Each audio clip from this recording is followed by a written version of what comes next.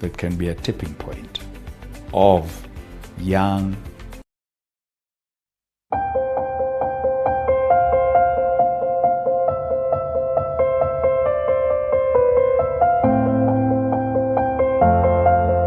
For me, I've been thinking about segment 4 as the last rallying call for the fellows. We've been dealing with leadership and ethics, and so we have taken you through the course. Now go out and be leaders. And so finding the speakers who will come and underscore that message, who will just underline and put in bold the magnitude of the responsibility and the potential to be great change makers. If you come to serve without serving yourself first, knowing you better, you will be giving people the impact of your life and the things you lived.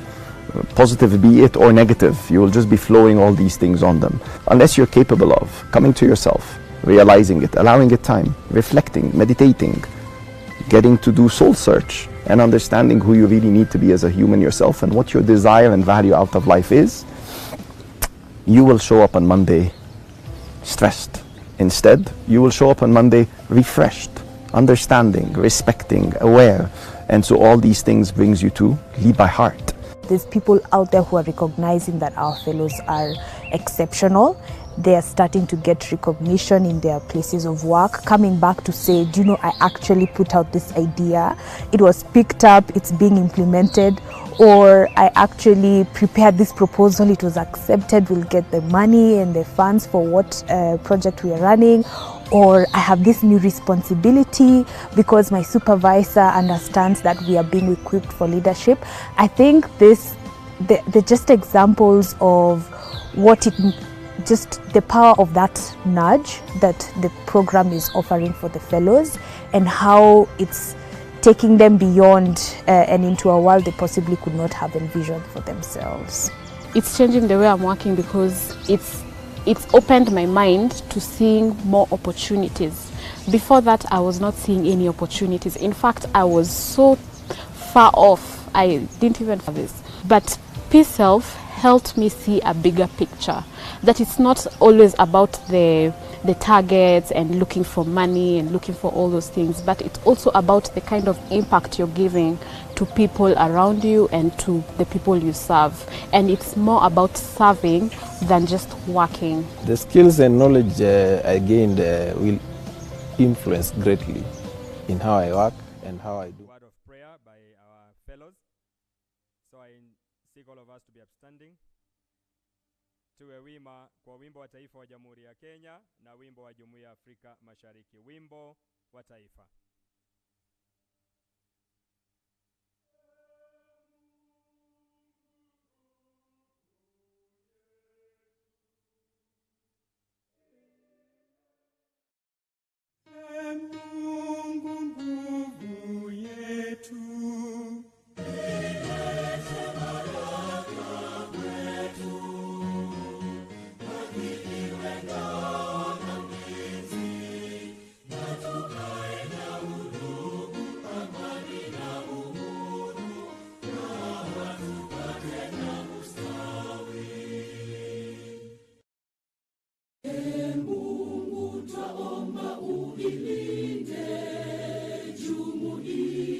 Afrika Mashariki, tuwezeshe kuishi kwa amani, tutimize na malengo yetu. Jumuiya yetu sote tuilinde, tuajibike, tuimarike, umoja wetu ni nguzo yetu, idumu jumuiya yetu. Umoja wetu ni nguzo yetu, idumu jumuiya yetu. I will invite the fellows who are leading us in a word of prayer kindly to come on stage.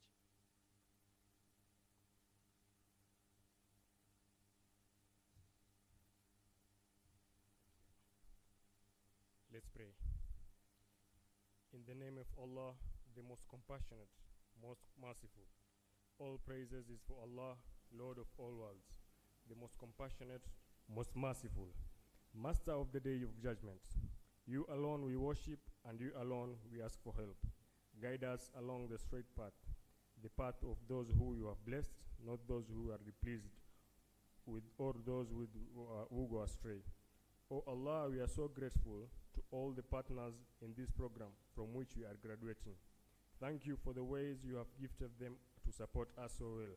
Wrap your arms around them to show them love, grace, strength, and encouragement.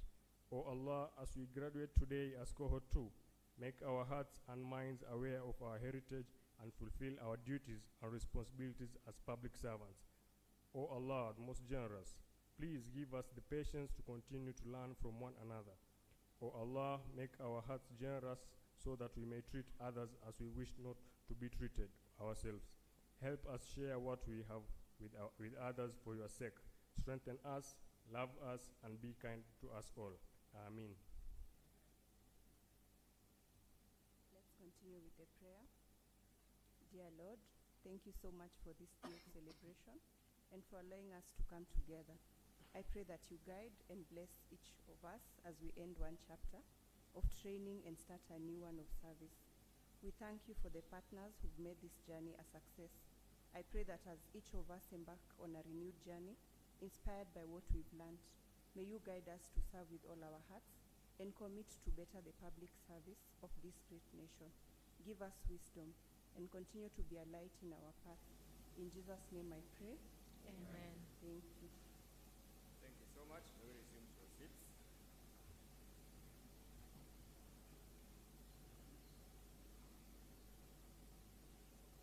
The Chairman, Public Service Commission, Ambassador Anthony Mashiri, and the commissioners present, and all the secretariat members present, our PS, Amos Gadesha, PS, past present, Mr. Osia and Madam Americ Monye, CEO, directors present, ELF founder, and the secretariat, EPL founder, and the leadership, and all the graduates. Good morning.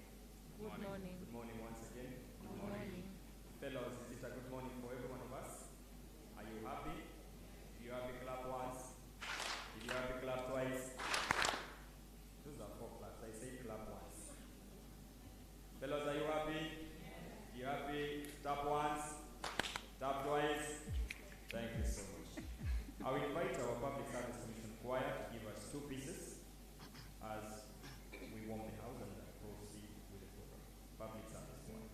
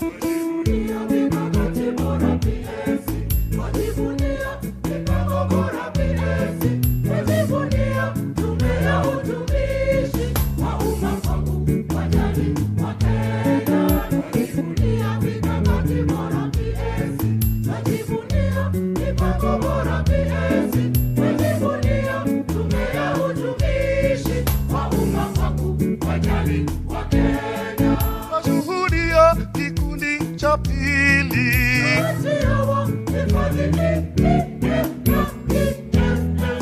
ishara kwamba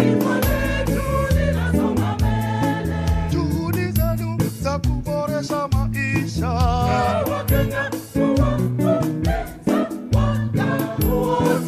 ishara tosha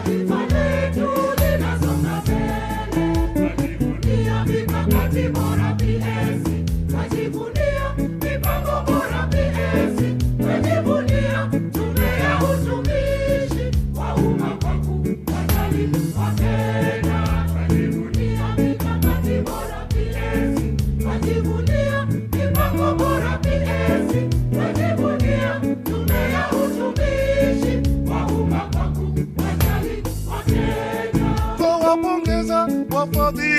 atume. Ishara kwamba mpango huu utaboresha uchumi.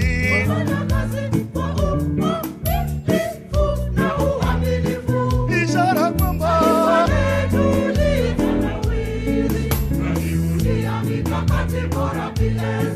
wajivunia mipango bora PS, wajivunia tume ya utumishi wa umma kwa kuwajali Wakenya.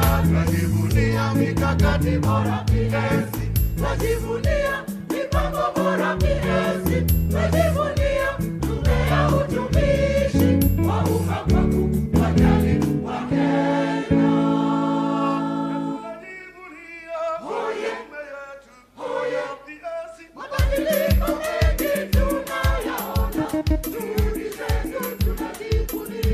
Tunajivunia ekwaya yetu ya PS.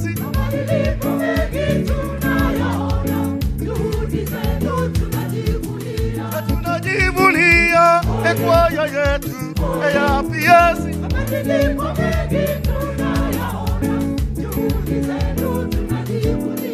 Wafadhili wetu tunawapongeza kwa kazi nzuri.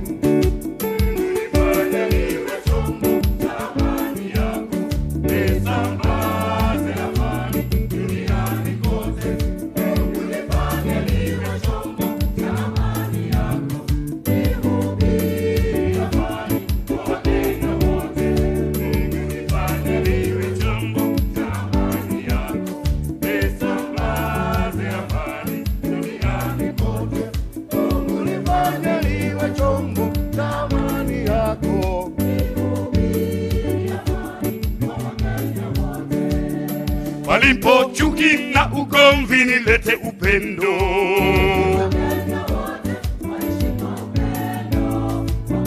Walipo chuki na ugomvi nilete amani.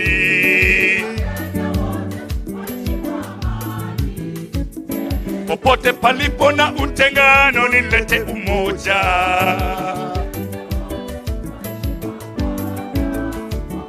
Popote palipo na mzozo nilete amani.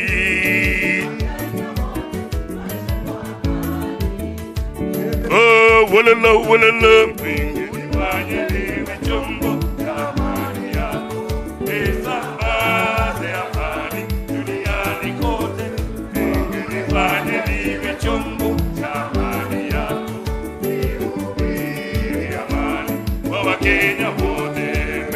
Nifanye niwe chombo cha amani yako. Nisambaze amani duniani kote. Nifanye niwe chombo cha amani yako. Nihubiri amani kwa Wakenya wote. Walipo njaa na mashaka nilete faraja.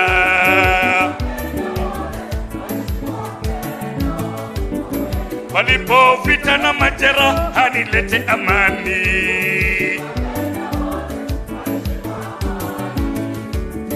Walipo mipaka ya kisiasa nilete umoja.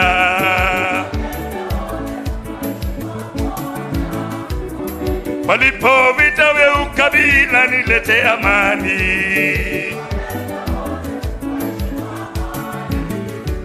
Oh Baba Mungu, zote za Kenya, lihubiri amani na msamaha, tutumie madaraka yetu. O Baba Mungu, usafiri sehemu zote za Kenya, tukomeshe vitendo vya ukabila, tutumie madaraka yetu. Oh yelele yelele, Mungu nifanye niwe chombo cha amani yako, nisambaze amani duniani kote. Mungu nifanye niwe chombo cha amani yako, nihubiri amani kwa Wakenya wote. Mungu nifanye ni chombo cha amani yako, nisambaze amani duniani kote. Mungu nifanye niwe chombo cha amani yako, nihubiri amani kwa Wakenya wote. Oh, ningependa upendo usambae, ningependa upendo usambae. Oh, ningependa amani isambae, ningependa amani isambae. Oh, ningependa umoja usambae, ningependa umoja usambae. Oh, ningependa upendo usambae, ningependa upendo usambae.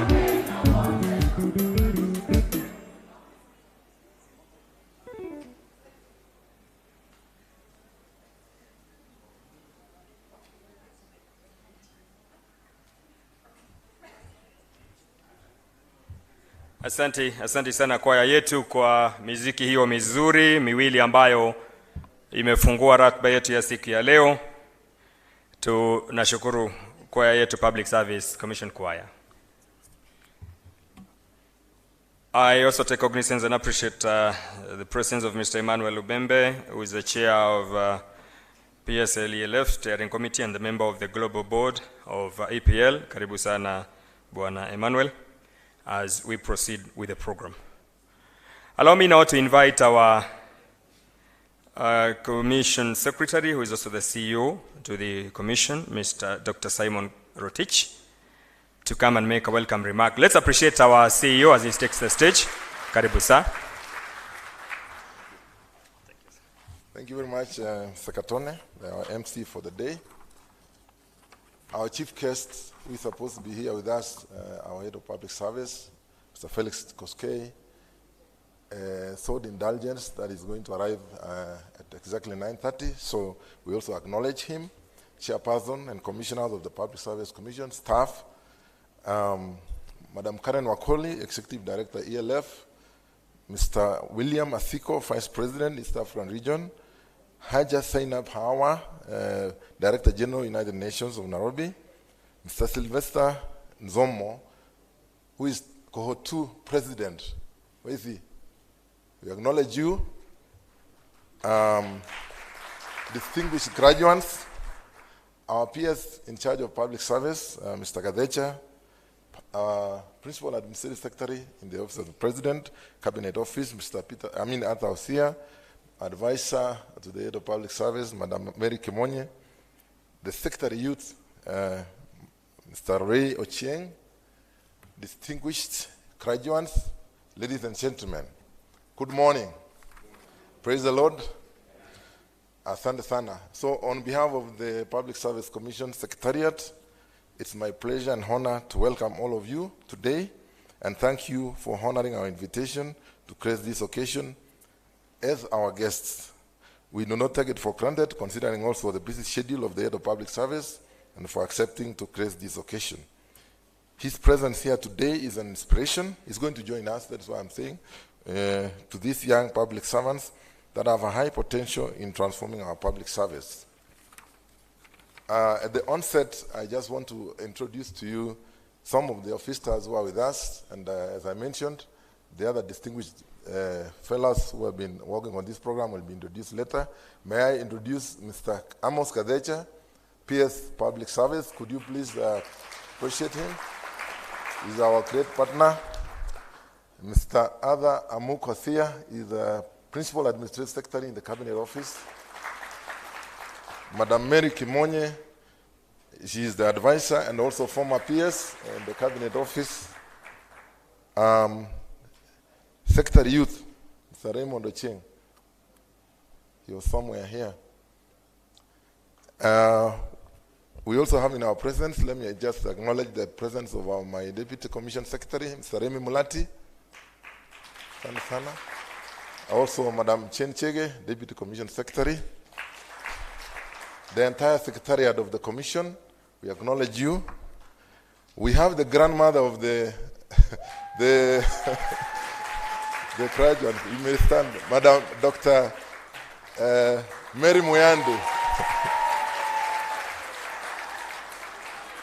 Thank you very much. Those I have excluded from that introduction will be introduced later. Thank you very much. The graduates, we appreciate you. Please clap for yourselves. So our partners, we also want to acknowledge EPL and ELF. This event, you see the way it is. They are the ones who have organized and funded. We really don't take for granted. Could we appreciate them? So on behalf of the Commission and most importantly, the graduating class of Cohort II Fellows, who are the reason for our being here this morning, we are truly grateful for all of you being present at this occasion. Chief guests, ladies and gentlemen, in our strategic plan that is ending this year, we committed to empower and transform the human resource in the public service through capacity building programs in accordance with our constitutional mandates. This program, under which we are graduating the second cohort of fellows today, is one such program.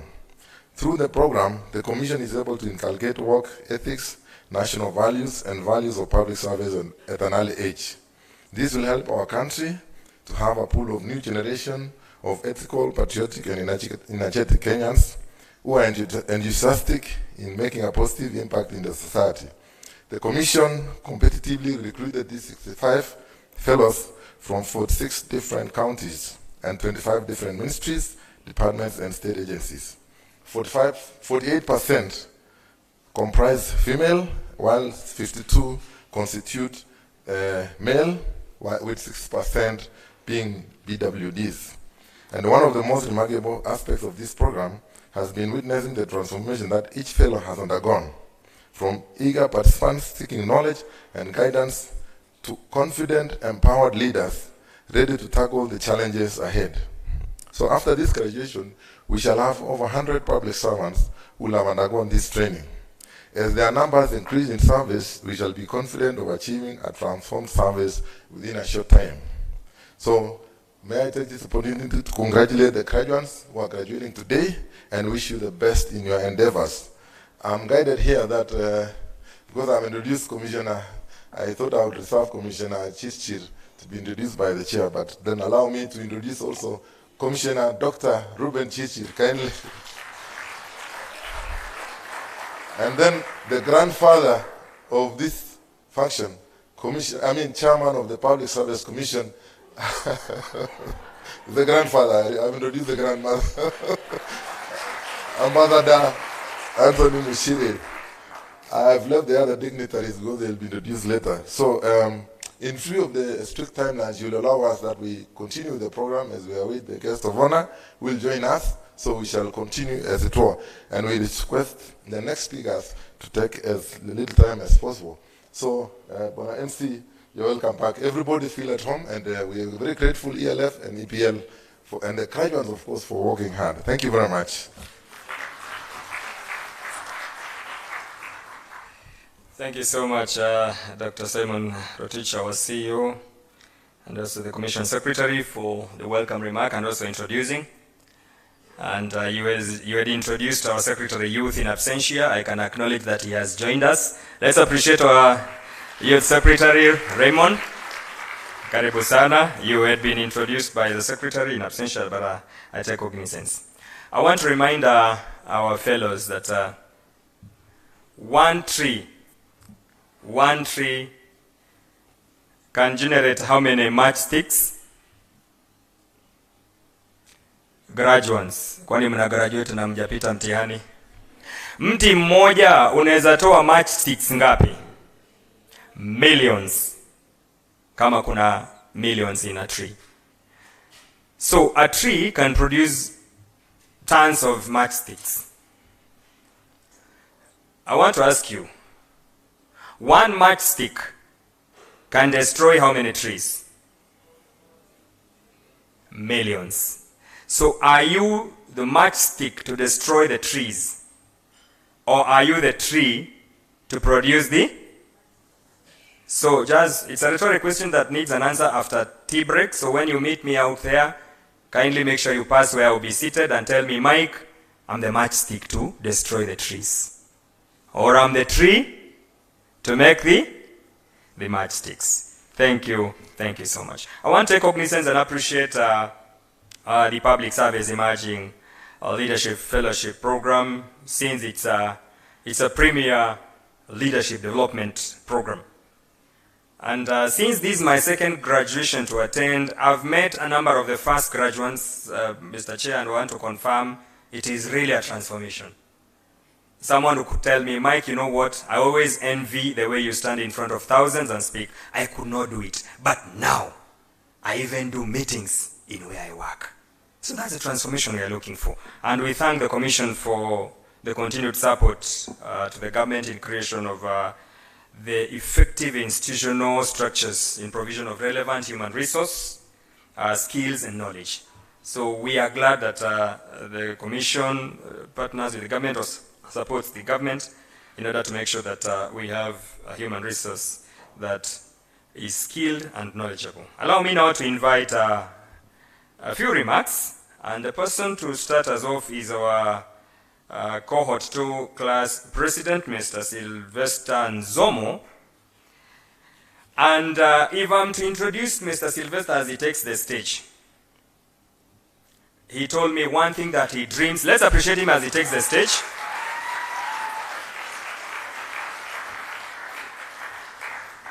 Mr. Nzomo is a good friend of mine, and he always reminds me that, Mike, remember, I'm a champion of diversity of inclusion. Welcome, Mr. President. Nasio ile, Mr. President. Thank you, Mike.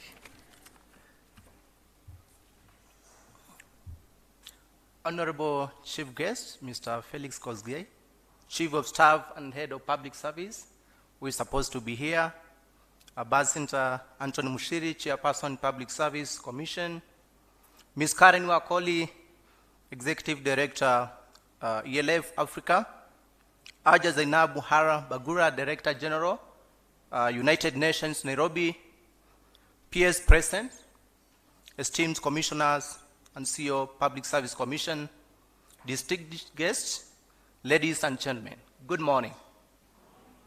My name is Sylvester Nzomo. I serve in the Ministry of Interior and National Administration, State Department for Immigration and Citizen Service. And it is my privilege and honor to address you today on behalf of the graduating cohort. I am filled with immense joy and pride as witness the realization of this significant day today. Our journey in the Public Service Emerging Leaders Fellowship Program commenced a year ago, igniting the inactive potential within us as young leaders in the public service. Today, that potential has been transformed into tangible achievements, surpassing many of our expectations and empowering us to reach new and higher heights. This program serves as a catalyst for shaping the next generation of public servants, fundamentally changing our perceptions of government and its mechanism. We have undergone a remarkable growth, particularly in communication skills and in leadership acumen. Our peer successes, such as Ekadeli Korodi securing the prestigious Chevening Scholarship and Constable Maurice Achola receiving the Head of State's commendation in the National Hero Human Rights category, just to mention a few, attest to the program's profound impact. As we reflect for the past years, we acknowledge the program's role in instilling values and knowledge that have reshaped our mindsets and instilled into us the leadership qualities. As we graduate today, we are privileged and we pledge allegiance to the principles of public service and the Constitution of Kenya, committing ourselves to upholding the highest standards of integrity and citizen service, citizen-centric service delivery. Our heartfelt gratitude goes to the Public Service Commission, led by our chairperson, Ambassador Anthony Mushiri. Thank you for championing this initiative and supporting us go through the fellowship. We appreciate Commissioner Dr. Muyandi for our unwavering support, counsel, and nurturing love. Indeed, you have proven to be an impactful and an amazing grandma. To Dr. Sylvester Obonko, thank you very much for your wisdom and encouragement for pushing us to grow. We also appreciate the emerging public leaders and Chandler Institute of Governance. To the Emerging Leaders Foundation Africa, we are profoundly grateful for your exceptional facilitation and mentorship. We also thank Jerry, Andreas, and the entire ELF team for their patience and dedication. We are grateful to Ms. Karen Wakoli for our tireless advocacy for youth development and empowerment. You are a Kento that has led many more Kentos, and it has become a movement, a light on a hill that cannot be hidden. Our honorable chief guest, Mr. Kosgei, we can only appeal to the government through the Public Service Commission to allocate more resources to sustain and expand this program. Its impact can transform the mindsets of many generations of young public servants. Fellow graduates, fellow young leaders, the time to implement the hard work of past year has just begun. Let us be guided by the values and principles enshrined in Articles 10 and 232 of our Constitution of Kenya, upholding high standards of professional ethics, good governance, transparency, and accountability. In all our endeavors, we have a duty and obligation to implement all that we have learned through the last year. As I conclude, let us exemplify the leadership qualities we wish to see in others. Let us demonstrate commitment, dedication, and ethical conduct in all our ways. Let us embrace the mantra of this program, nurturing values-driven leaders. Thank you so much.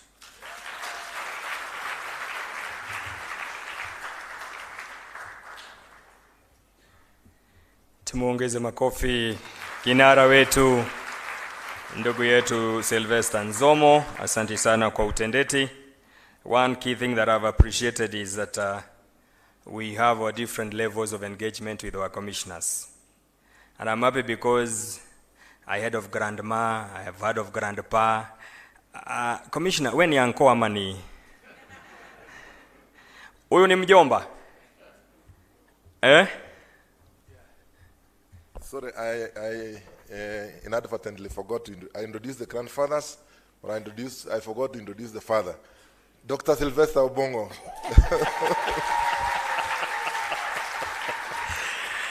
Thank you so much, Daktari. That is where I was. Kumbe ndiye baba ya hawa watoto wote. Asante sana. I wish now to invite our great partner, who is none other than the chairperson, PSELF Steering Committee, and the member of the Global Board of EPL, Mr. Emmanuel Lubembe, to come and make his remarks as we proceed with the program. Let's appreciate Mr. Chairman as he takes the stage. Karibu sana mwenyekiti.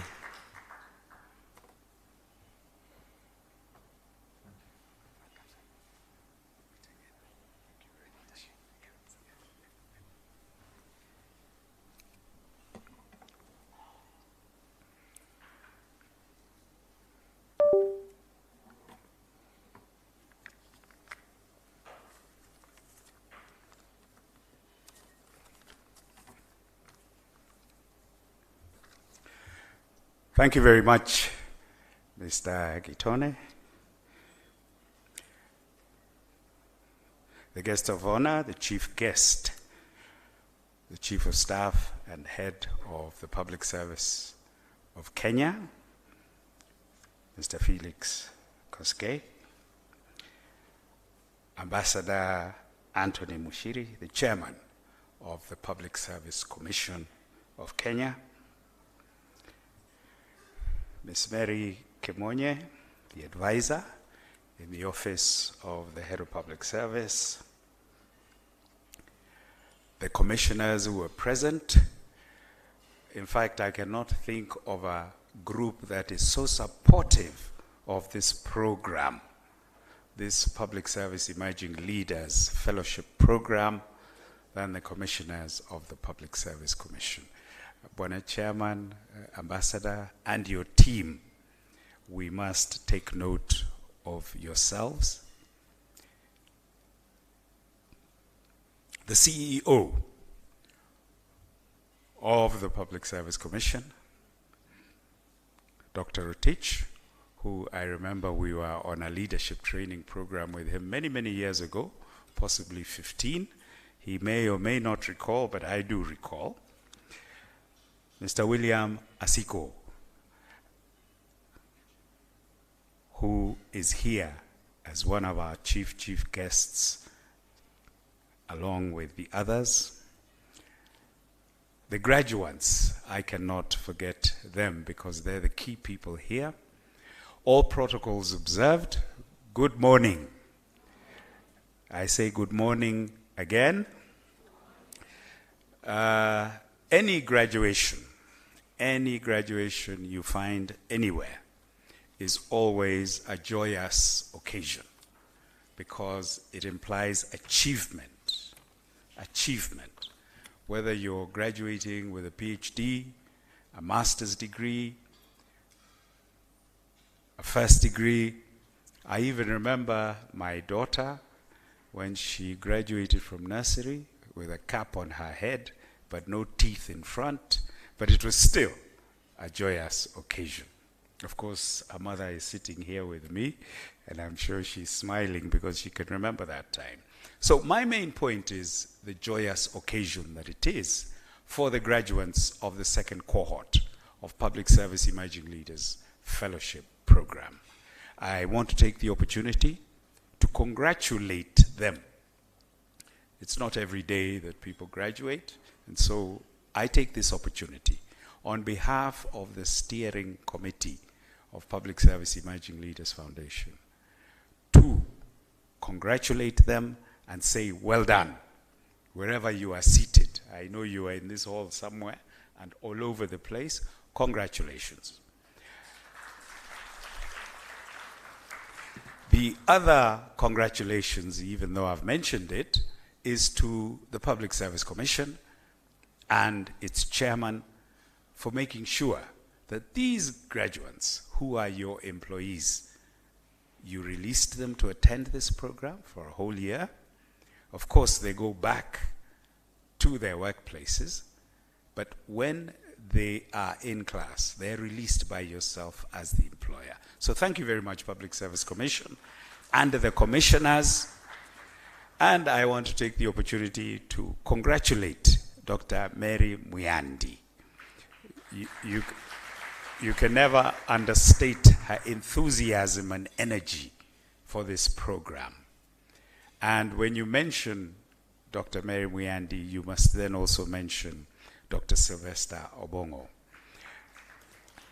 the technical lead of this program from the Public Service Commission, a very unique Kenyan. He's not just a public servant, but also a writer. He exemplifies the public service wherever he goes on behalf of this country. So congratulations to all those.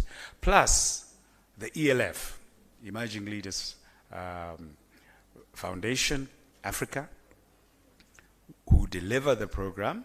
Congratulations, Karen Wakoli. I cannot see where you're seated, but I'm sure you're in here somewhere. Good. Thank you, thank you, thank you. And her officers, is it Njeri Mwathi? who has been curating this program, this second cohort.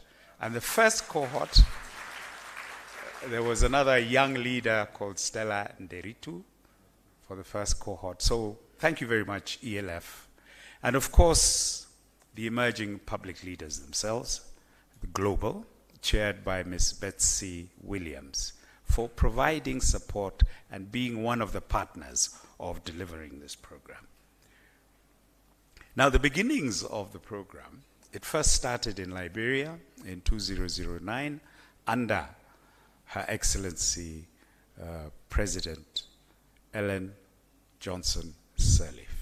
What she was looking for was a cadre of young people to support, to infuse enthusiasm, innovation, and creativity into the public service of Liberia. And she did this with her co-founder, Betsy Williams. That was in 2009. So in Liberia, the program has been there for 15 years. It then moved to Ghana in 2018. So it has been there for 5 years. And now it's here with us since 2022. And we are hoping that in no time at all, Ambassador Mushiri, you will see that as you continue to support this program, in no time at all, we will have a tipping point of young leaders there to transform our public service. So we look forward to that. Now, the process in Kenya, in terms of choosing these young people, it's a very open system. The PSC advertises it in the newspapers. Everybody who feels qualified applies.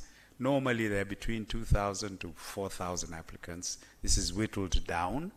And then the process of interviewing goes through Public Service Commission and ELF, and we get what we have now, graduating 65 fellows for this cohort. The content is very relevant. Public service delivery, which is very key. Is this public service delivery citizen-centric? Because as per our constitution, the citizen is at the center of public service. Additionally, policy issues. The fellows are taken through how do you develop policy, how do you make it relevant, from intent right up to the time you deliver and evaluate. The issue of communication is also key, and then the aspect of values, value-driven. And this is something I must restate, that in meetings that I've been to, this is something that was emphasized by the Public Service Commission.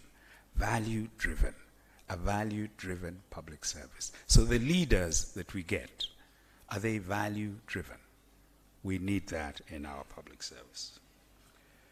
The program is therefore about nurturing leadership. We want to nurture leadership at an early stage in the public service of Kenya. We have different kinds of leadership, of course. We've all experienced them, the autocratic ones, the laissez-faire ones, the transformative ones, the transactional ones. All these are leaders, and I am sure our fellows have been taken through all these different kinds of leadership. But traditionally, we are used to the leader who has a vision, who wants to translate the vision into reality, who is able to translate the goals and objectives and articulate them. He's able or she's able to persuade and influence. That is leadership. Of course, we have leadership where, as you know, there are leaders who knock you on the head and tell you, follow me. We have that kind of leadership in all kinds of places in the world. I think you know them. But we're looking at the influential, persuasive, articulate leadership. That is what we're looking for in our public service. And when you then look at the public service itself, the public service is about leadership of position. Because the public service is bureaucratic and it is also hierarchical. Therefore, leadership by position is very critical. And all the graduates will go back into a position But you also have leadership through influence, the informal leaders, who through their ability and knowledge and ability to persuade is also leadership. And you find many of them in our public service. These are qualities that come out. But we want to indicate that our graduates, as they go back to their workplaces, they will go back to where they were.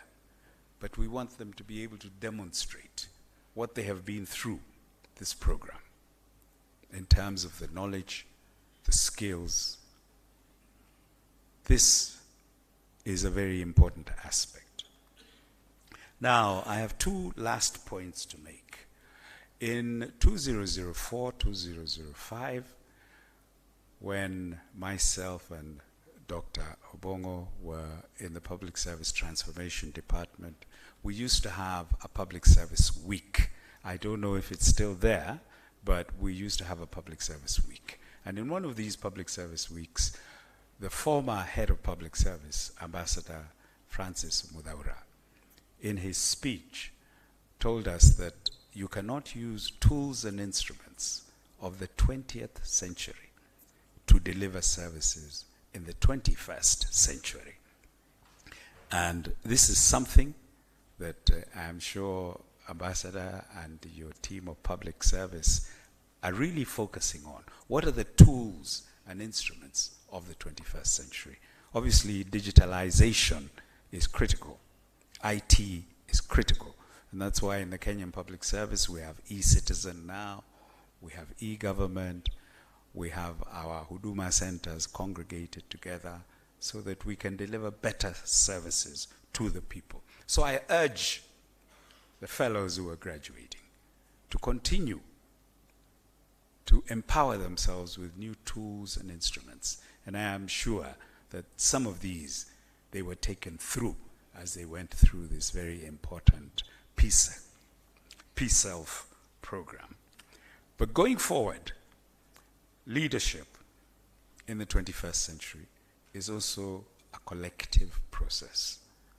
For purposes of accountability and responsibility, you will always have individual leaders sitting here, but lower down, the collective leadership is important for problem solving and for decision making in the public service. Very recently, 3 weeks ago, Madam Wakoli and also Abigail Kajumba, who is the executive director of EPL Global, were able to have a meeting here in Kenya where the fellows and alumni of this program in different countries, Liberia, Ghana, and Malawi and Kenya, were able to meet and network and build relationships and share experiences. This is something that I think was very great for our country, and we were able to show people what kind of public service we have, what kind of public servants we have as we go forward. Finally, I just want to touch on performance, productivity, and outcomes. Our public service is there to perform and deliver to the citizens of Kenya. But how do we measure this? Have we put in place ways of measuring performance so that we realize productivity and we also realize outcomes for the benefit of Kenyans? We keep saying that we want to ensure that we improve the livelihoods of the people of Kenya. And it's the public service that is the engine. It's the one that provides the proper environment for realizing that. So a focus on outcomes, a focus on impact is something that our fellows, as you go back to your stations, please be seeing whatever it is I'm doing. It's not just process. Are we realizing outputs, outcomes, impact in terms of what we do? Finally, to the graduates, leadership must continuously evolve. The environment continues to change, and therefore you must also evolve as a public servant in terms of making sure that we provide efficient, effective and productive services to the people of Kenya. So on that note, thank you very much. Those were a few remarks I was making on behalf of the steering committee of the Peace Self program. Nimesema asanteni sana.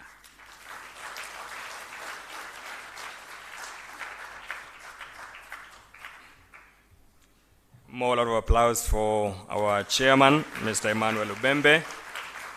Thank you. Thank you so much, sir. Allow me at this juncture to take cognizance and appreciate the presence of our sister, the Director General Union, Madam Zainab Hawa Bangura. Let's appreciate our director. She has joined us. Karibu sana.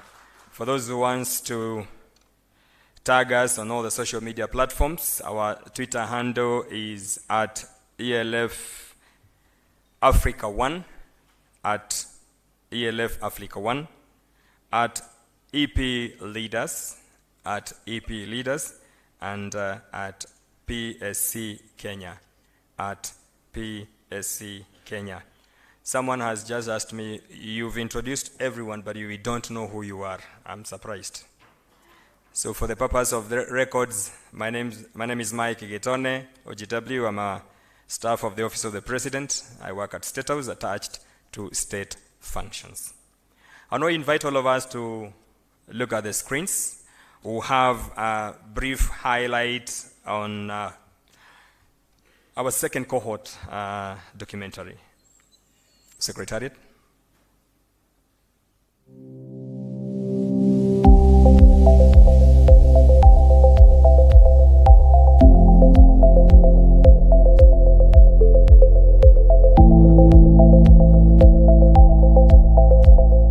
My name is Atea Nicholas. I'm visually impaired. My home county is Vihiga County, but currently I'm stationed in Nairobi County, Nyayo House. I applied PCEL program because of the ambition behind being a servant leader. And when I saw it in the Public Service Commission, I took it as one of my great opportunity that I can exercise or I can get more knowledge on my ambitions. The biggest thing I learned in this public service is that I owe my behavior, my conduct, my performance to the public, and that's huge. That's 55 million people. High standards of public governance are the essential foundation for achieving sustainable economic growth and social cohesion. Public servants like yourselves and me help build sustainable economies and societies. When I finally got the news that I made it to the final list of fellows for this program, I was happy. I knew this was an opportunity for my dream come true. I knew instantly that this was an opportunity to come out a better person and lead, not as I have done before, but in a better way. This is a very curious lot because they really wanted to know how can they be innovative or creative within this process. We've been largely impressed by the cadre of fellows that we have seen. We are proud that they are drawn from all parts of the country. They represent marginalized communities, 46 out of 47 of the counties, a perfect balance between male and female, and even persons with disabilities. And this diversity is bringing conversations that are enlightening each and every of the fellows here. We've had a lot of classroom activities where we've grouped them into, according to departments where they come from.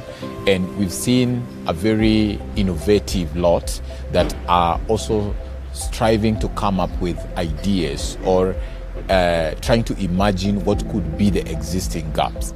And we analyzed the three options based on the lessons from the Chandler modules. I am so proud to see that they are more confident. Now when they speak and they talk about their work, you can see a spark in their eyes. They understand a bit more how important it is they are. And just even noting that with the course and with the initial steps that there's actually been progress. There's people out there who are recognizing that our fellows are exceptional. They are starting to get recognition in their places of work, coming back to say, do you know, I actually put out this idea, it was picked up, it's being implemented, or I actually prepared this proposal, it was accepted, we'll get the money and the funds for what project we are running, or I have this new responsibility because my supervisor understands that we are being equipped for leadership. I think they're just examples of what just the power of that nudge that the program is offering for the fellows, and how it's taking them beyond and into a world they possibly could not have envisioned for themselves. I see myself in future that I'll be able to influence the policies that will eventually impact the society in a positive way. What I did not know then that I know now is the aspect of the deep dive into government. I just thought government is just me waking up, going to work, showing up to work every single day, but there's more to that apart from that. From building good interactions with people, to public service ethics, to operating on a citizen-centric mindset. These are things that I've come to learn over time when I started this course. Sometimes you're told you need to be a leader, but then you do not know how does a leader look like or what is expected of a leader, you know. So I feel like we have had a moment to be taught the ABCD of leadership, you know. It's changing the way I'm working because it's opened my mind to seeing more opportunities. Before that, I was not seeing any opportunities. In fact, I was so far off. I didn't even feel like I ever would have a career in the public service. So I felt like, after 3 years, after 5 years, I need to be looking for somewhere else to go. But Peace Self helped me see a bigger picture, that it's not always about the targets and looking for money and looking for all those things, but it's also about the kind of impact you're giving to people around you and to the people you serve. And it's more about serving than just working. One thing that I enjoy about this training is that, you know, I can sit in the office for 4 months or rather 3 months, and what I come to learn here in 1 week, I cannot learn in the office in 4 months. I am imagining my probationers and my workstation, when they will be coming to seek the services to me, they would see change, because this time round I will be treating them better out of the skill set that I have learned. My interaction with my colleagues is also going to improve, if it has not yet improved, but I feel like it's sort of improved. I feel very motivated already, and it has already started improving my career. I feel like I am noticed more, I'm listened to more, and I'm able to like sit in tables and make decisions with other people, in a chance that I didn't have before. It's not only a learning program, but it is also a networking session that you would never want to miss. And it's one of its kind, that bringing up so many people from different state departments of this country. It is not something I would take for granted, because where would I have gotten these people if not in this place? Why am I sitting here every day, sometimes even at night? Why am I doing what am I doing? And if I am the complaining type, well, I may complain for the rest of my life and not inspire and be inspired. We are looking at you as potential leaders in the public service, but you'll not be working alone, which means you have to know, how do I ensure I motivate those staff that are working with me? Because as you continue getting to the higher level, yours will be more now guiding and ensuring you're getting the kind of right quality of the direction for what challenge you may be trying to sort out. You are great, and you're gonna achieve such great results that maybe you never even imagined you could do, but you will. And especially when you have the intention, the focus, the purpose, and the presence of thought. With all the energy and what have you, you need to take it as your responsibility, patriotism. It's a responsibility to push this country ahead, to create jobs. We have so many people, young people with no jobs, but we can yet create them. Civil servants are the ones who tell politicians, this is what you don't do, sir, this is what you do. And you have to just be the best in the field. Leadership without humanity is empty, because nobody will ever recognize you. Every speaker has had, you'd have thought it would be the same message, but someone was always bringing a new perspective, and I think it has been a wholesome experience. Even for me, sitting and listening in on the speakers, I believe we've done really well. The fellows are excited. You can see in the way in which, even when they have had a long day, they're just excited to talk about what they've been learning. So us being here, we are able to stand on the shoulders of giants. So from that, we get to experience what it was like when they were in the public service, because some of them are serving, some of them are retired. We get to learn from the legends themselves, and you get the first-hand information on how they maneuvered in public service. And I believe this is very important to us as young people. We're able to walk on their footsteps. You have gone through it, we have taken you through the course. Now go out and be leaders. Sometimes we'll say, in my job I have no purpose. But in fact, for as long as you're using your skills to solve a problem, to serve others, that is purposeful work. The important thing is to get to the intersection, because that's where the sweet spot is. I submit that this country will not be changed by old people, but by the young. But they must step up. Nobody's going to give them permission to step up or to come in. They must take it. I know that the challenges are enormous. Sometimes they can seem unsurmountable. They can seem, as if it is impossible to be able then to handle them, intractable. But the thing is this, is to ask yourself, what's the alternative? Because if you say that this is intractable, it cannot be changed, what's the alternative? It is capitulation. And are you going to capitulate at 20, at 18, at 21? No, you can't. We are here to serve, and once that is done, status, money, byproduct, survival will happen eventually. And that's what we're missing out on. The future of public service Emerging Leaders Fellowship lies on the first two cohorts. So the fusion of the two will make a better and a more impactful P-Self program. So we have a big vision to grow. We want to touch as many of the young fellows who are coming into public service and build them up into a critical mass of change makers within government.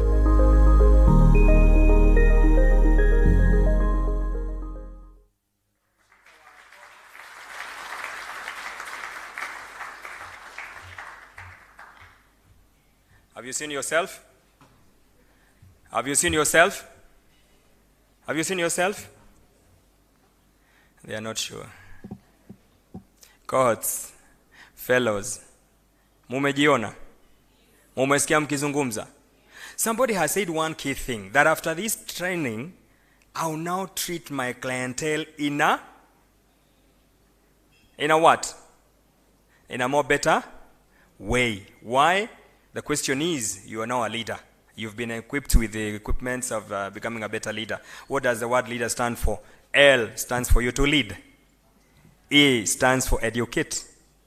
A, advice. D, direct. E, entertain. And R, review your work. Public Service Commission Choir.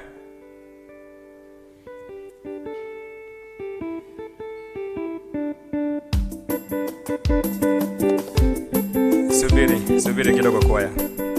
Ikiwa huo wimbo unaotaka kuchezwa ni tunajivunia, sidhani kama tutajivunia kama tumeketi. Wewe unazajivunia kama umeketi? Ama utajivunia alafu vunja kiti? Tusimame tafadhali, we've sat for long, tunajivunia Kenya nchi yetu. Kwaya twende.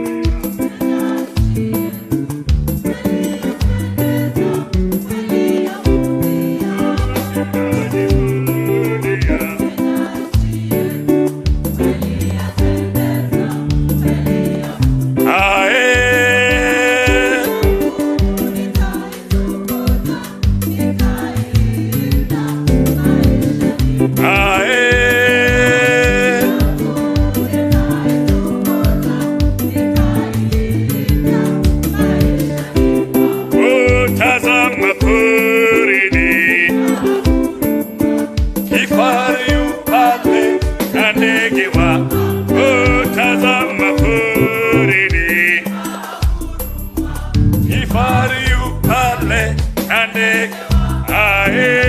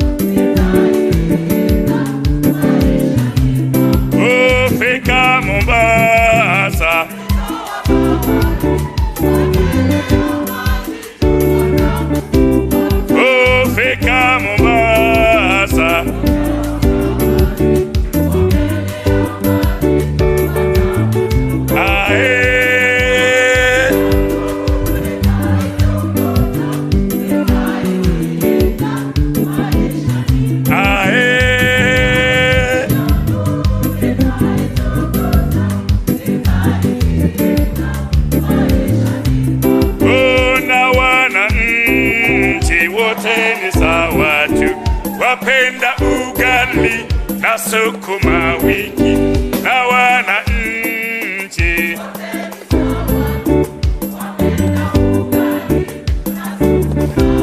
ae Kenya yange nchi yange ae Kenya yange nchi yange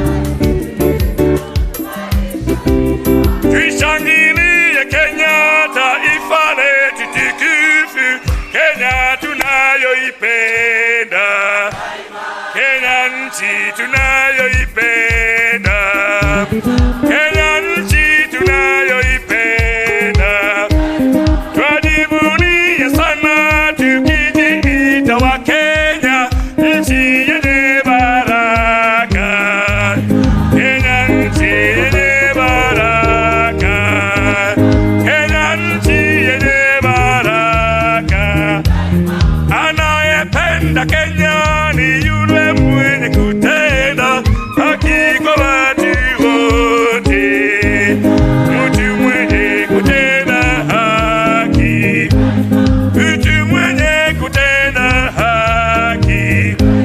Na ukipenda Kenya ujitengane na mambo yenye kuvunja amani, hatutaki matata Kenya.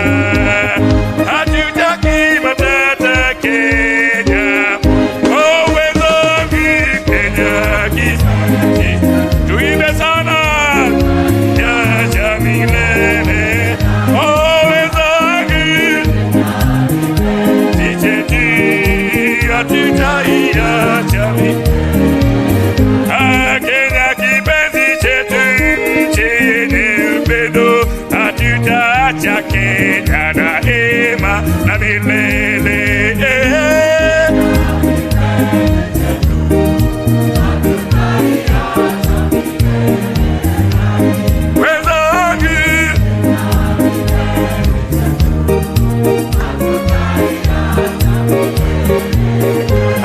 Kenya ni mama yangu tena ni baba yangu, hatutaacha Kenya daima na milele.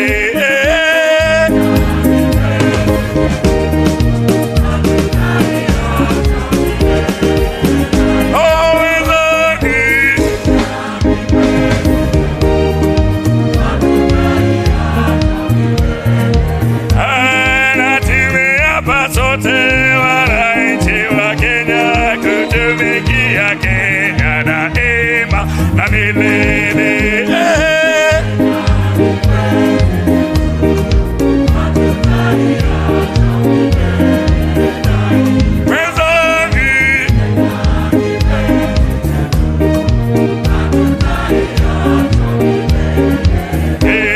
Sitaacha Kenya nchi yangu, mimi mwana Kenya.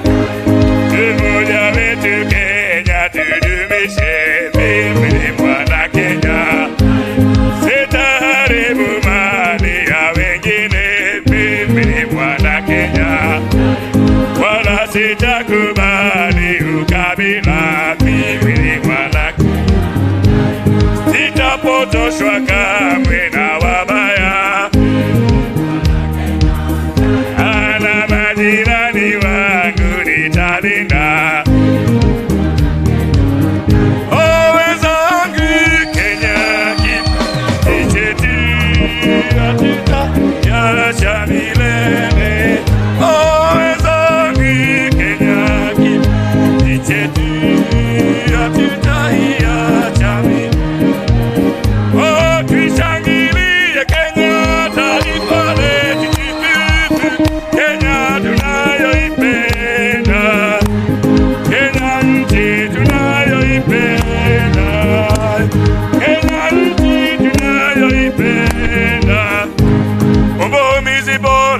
Mbomizi bora wa mama ababangunda yanza. Mbomizi bora wa mama ababa. Muyandi wetu ababangunda yanza.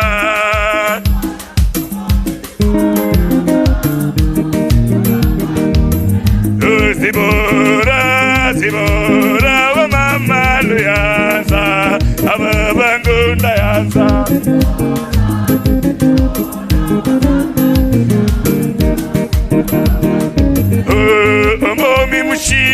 Omomi mushiri wetu ababangunda yanza.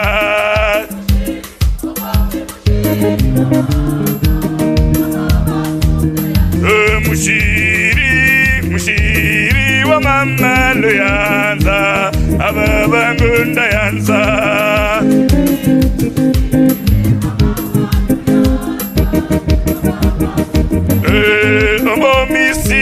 Omomisiyo wetu ababangunda yanza.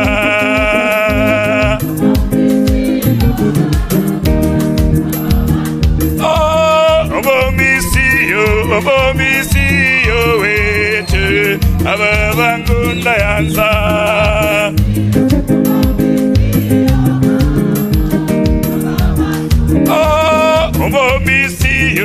Omomisiyo wetu ababangunda yanza.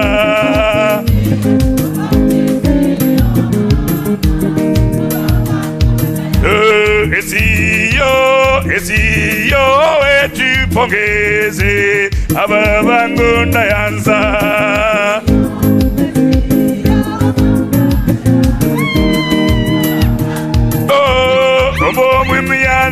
Omomi muyandi wa mama ababangunda yanza.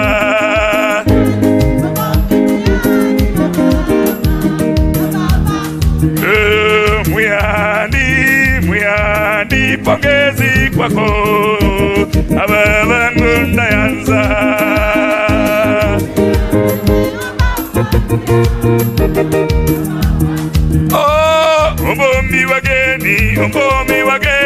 nipongeze aba bangu ndayanza.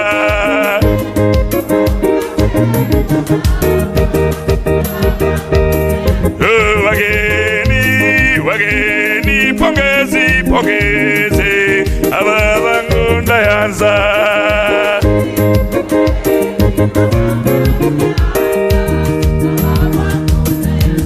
Esiyo he pongezi sana baba, usituachilie, uzidi kukaa na sisi.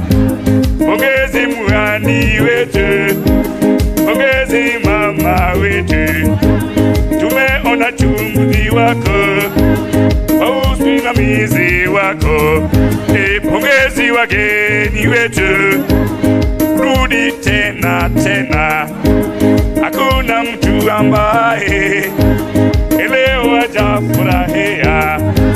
Pongezi Gatonye, Gatonye wetu, pongezi MCA, pongezi Gatonye.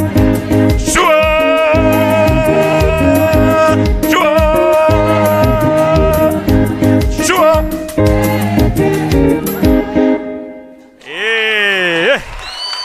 Wow. Thank you so much. Resume to your seats. Resume your seats. Thank you. You don't require to go for gym today. You had it free of charge, courtesy of Public Service Commission. And thank you, Bana CEO. When I was looking at the history of the choir, I saw your name appearing somewhere. You are the pioneer. Oh my goodness. Let's appreciate the CEO for that kind of good job. Ah, fantastic. You know, music is medicine. Music is medicine. When you wake up every morning and you find like you have some headache, unapiga mbili za pambio, unameza maji na kichwa kinapona. When you have some stress, just close your door. Fanya chorus mbili za kushukuru Mungu, sio zile za nini? Yo, yeah. Hizo haezi kusikiza. Thank you so much. We have some few minutes before our chief guest joins us. Our chairman is in communication, but I want to invite my brother Raymond Ocheng, who is the Secretary of Youth, to come in like 3 minutes just to share some insight with the young people. Let's appreciate our Secretary of Youth, Mr. Raymond. Karibu sir.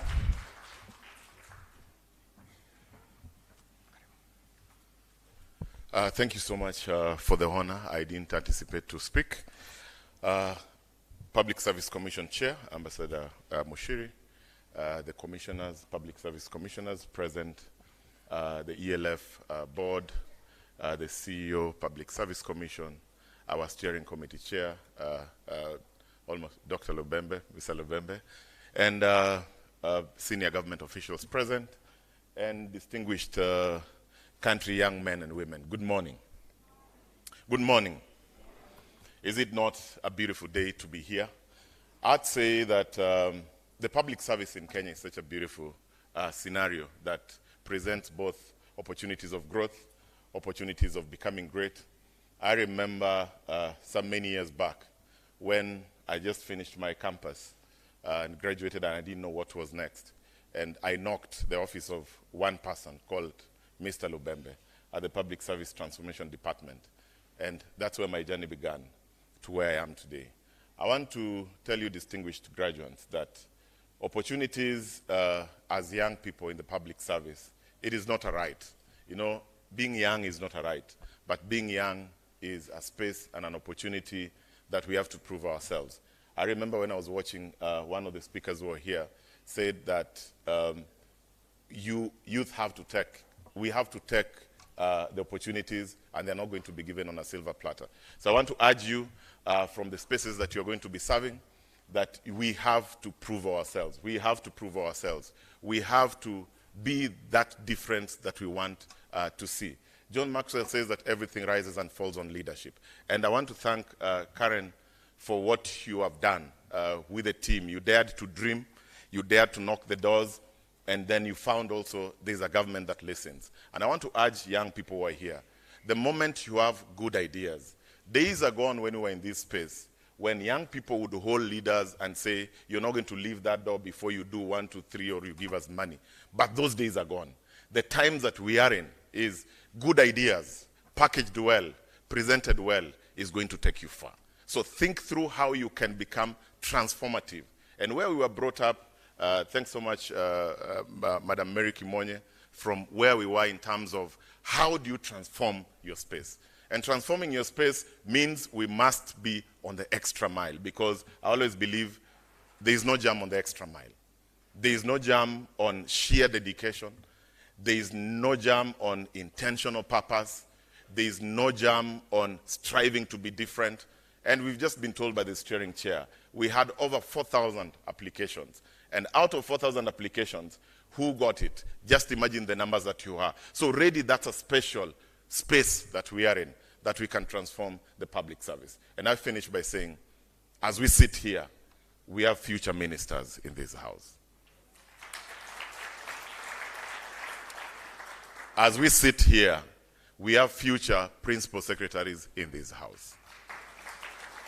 And CEO, as we sit in this great space, we have ambassadors seated in this place. We have special envoys seated in this place.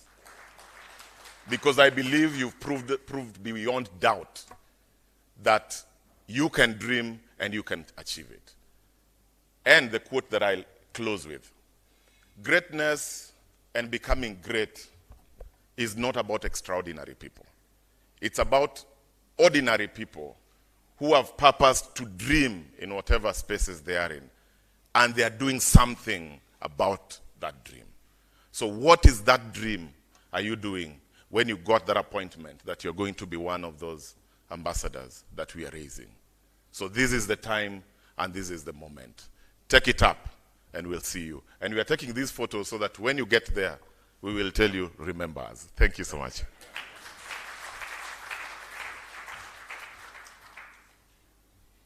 Thank you so much. That is our Secretary Youth, Mr. Raymond. We've journeyed together. He has a history in the young people's fraternity. Our sister Wakoli the same. And I'm double sure you're also joining the wagon, whereby we will not get tired until we are tired, and we will not be tired until we are tired. Nyakati ambazo tuliitwa vijana viongozi wa kesho zilipitwa na wakati, hadi nyani wavae nguo au dunia iwe piramidi. Wakati ni huu, na mmepewa jukumu na komisheni hii ili kuweza kutekeleza majukumu yenu. Na vile mwenzangu Raymond amesema ni kwamba you have the opportunity now to showcase, can the young people do it? If today the president believes in someone like me who is the MC to the president in State House, then it means the young people can be given an opportunity and they can do it. If I was given the opportunity alafu nikiambiwa kazi in saa moja naingia saa 3, what am I showcasing? That young people are lazy, you cannot depend on them, they are not reliable. But I'm happy because all of you are young officers. I've interacted with a few of you, and I'm very glad that we have a team that can be our ambassadors. Nyinyi mabalozi wa wale vijana wengine wako nje. One secret that my brother Raymond has said, you are now in the database of the Public Service Commission. What happens? If there's an opportunity? If there's an opportunity? Huh? Kwani mnaogopa kusema we come first? Angalia, na chairman anasikia. If there is an opportunity, we come?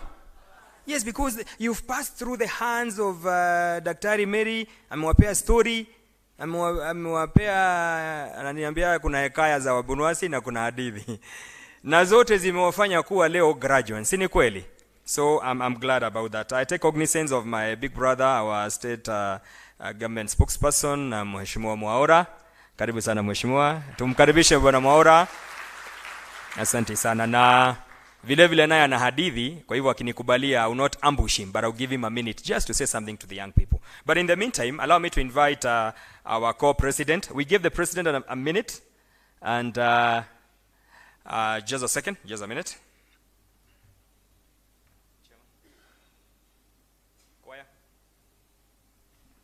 Kwaya chap kidogo. So I will invite, we'll be receiving our principal guest in a moment from now. So that's the reason I'm calling the choir to be on stage, just to put our music as the guest is coming in. But as we do that, Eliud, just get ready. I'll give you a minute once we are ready to receive the guest.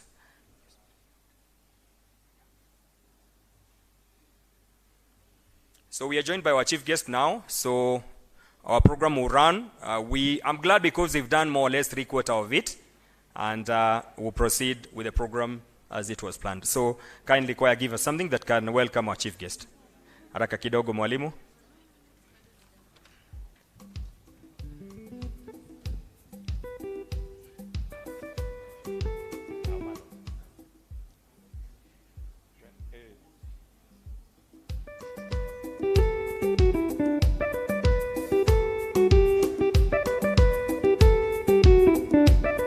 May we be upstanding to welcome our principal guest, our head of public service and the secretary to the cabinet, Dr. Felix Koskei. Let's appreciate our head of public service.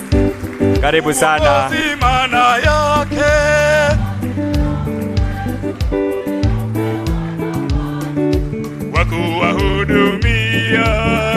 Tumkaribishe kwa makofi tukiimba huo wimbo. Uongozi watoka wapi?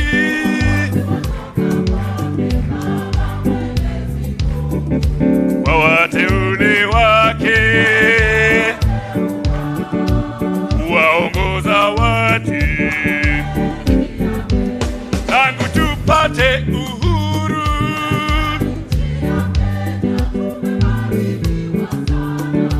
kupata viongozi watoa shukrani. Thank you so much, our Public Service Commission choir. Thank you so much. Uongozi watoka kwa Mungu. I take cognizance now and appreciate the arrival and presence of our chief guest. Mgeni wetu rasmi amejiunga nasi na nitaomba tuendelee na burudani na program yetu kama tulivyopanga.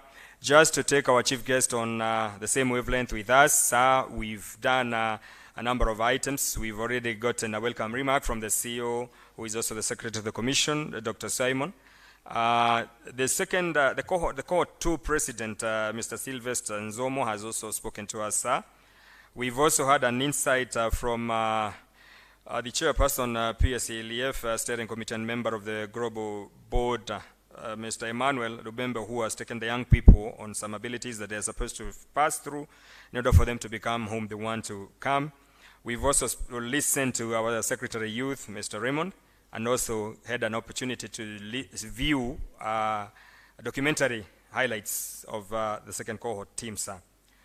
At this moment in time, sir, allow me now to move on with the program to invite our speaker, who is a child of grace. This is a person who is a speaker of student of life. She's a youth worker. She's a mentor. She's a writer. She's an Afro-optimist. This is a certified leadership coach, transformational leadership trainer, and that is none other than Miss Karen Wakoli. Let's put our hands together for our sister Karen as she takes the stage.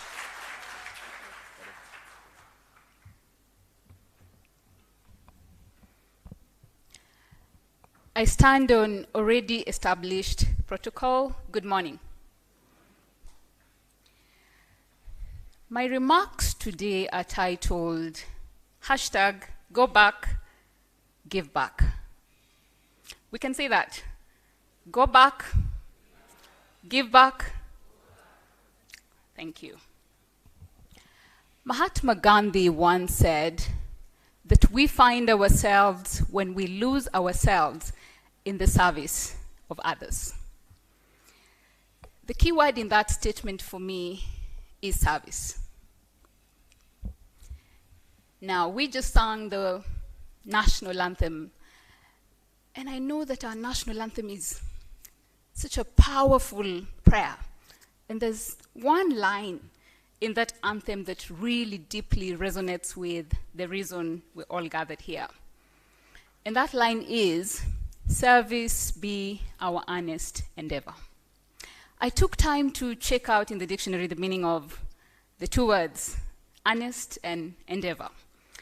And I found this. Earnest is sincere and intense conviction. That's the meaning of the word earnest. While endeavor is to pursue vehemently. And so I see that for us as Kenyans and friends of Kenya, one of the biggest things that we need to be pursuing with our everything is a sincere and intense conviction for service. Sincere and intense conviction for service. Again, I come back to the words of Mahatma Gandhi. We find ourselves when we lose ourselves in the service of others. I wonder whether you have found yourself. How many of us in the room have actually found themselves? Wow, so that means many of us are not serving. Wow, okay. And even the fellows, okay, fellows, how many of you have found themselves on the journey or are on the journey of finding yourselves? Oh, beautiful. Now that, that gives me hope. Recently, you may not believe it, but I encountered two 24-year-olds who I would say have found themselves. They've not only found themselves, but they continue to rediscover themselves and are grounded. And I say this because they are servants. They serve diligently with depth, innovation, excellence, discipline, commitment, and my goodness, you should meet these two young men. One of them I have known for slightly over a year. He happens to serve at Emerging Leaders Foundation Africa in the finance department.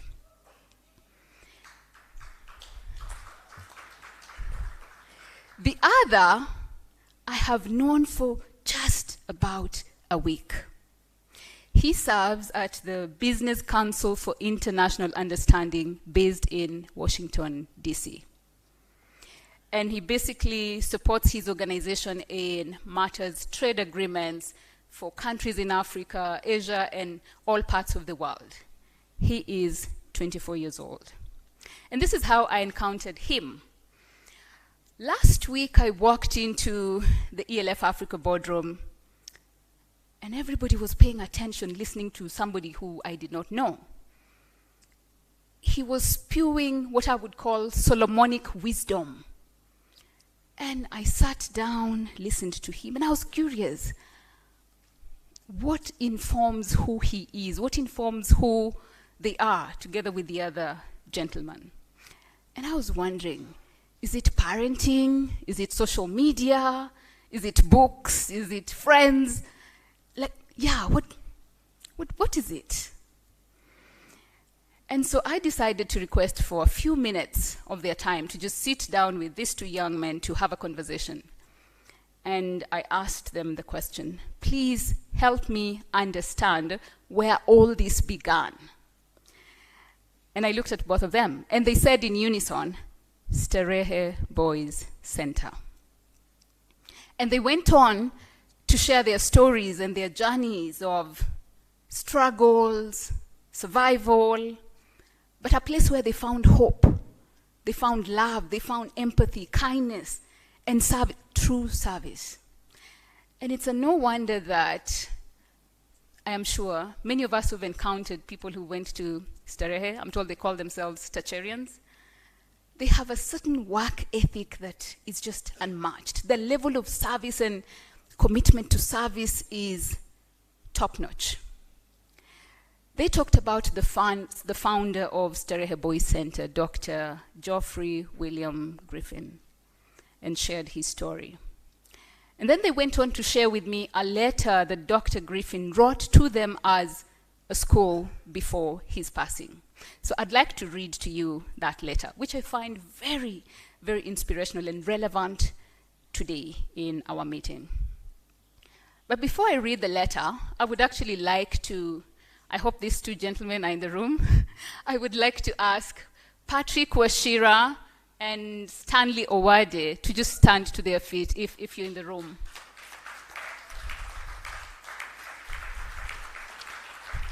Patrick Washira is right here, the gentleman in dreadlocks and beautiful suit, and Stanley Owade is right there, branded in ELF t-shirt. These two gentlemen, oh my goodness, our chief guests. I hope you can find some time to just sit down with them, even for 5 minutes. I promise you, your life will not be the same again. Please help me appreciate those two people. And I wonder whether in the room we have any other person from Starehe. Okay. We are Stacherians by heart. Oh, there's someone. Oh my goodness. Okay, let's appreciate her. And you know we have Starehe Boys Center, we have Starehe Girls as well. You may now take your seats. Thank you so much. Now, this is the letter that Dr. Griffin wrote to his boys. And I would like to also dedicate this letter to our beautiful, wonderful, amazing fellows and graduates today in the room. Here goes the letter. My dear boys, I have had a fruitful and happy life. I have learned one great lesson I would like to share with you. I hope that Starehe will always teach this lesson. As long as it does, it will remain a great school. This world is full of people who do their duty half-heartedly, grudgingly, and poorly. Don't be like them. Whatever is your duty, do it as fully and perfectly as you possibly can. And when you have finished your duty, go on to spare some time and talent in service of the less fortunate people. Not for any reward at all, but because it is the right thing to do. Follow my advice on this, and I promise you that your lives will be happy and successful. May God bless you all. End of letter. What a powerful letter. Powerful words. Service. And the words of this letter actually remind me of, what's his name? One of the persons whose life, work, and writings I totally admire, Dr. Martin Luther King Jr. He once said that when you're called to be a street sweeper, sweep the streets so clean that the hosts and angels of heaven will come down and pause and say, here lived a great street sweeper who did their job well. I hope that that can be said of us. And I don't know whether you are a great street sweeper, wherever you are, in your family, in your home, in your ministry, in your department, in the spaces you find yourself in. I hope we can be the great street sweepers. And again, I go back to Gandhi's words. We find ourselves, when we lose ourselves, in the service of others. I have a question for you. What is the quality of service that you offer those you lead and those who get to encounter you? If we are to find the people who work closely with you or the people you lead and ask them, who is this person? What kind of service do they offer? What will they say? I know we know it in our hearts. In case the words spoken will not be positive, I hope we can begin to sort of take back the hand of time and make amends. And it's amazing that a lot of times when you ask people about their role models, it's always, older people.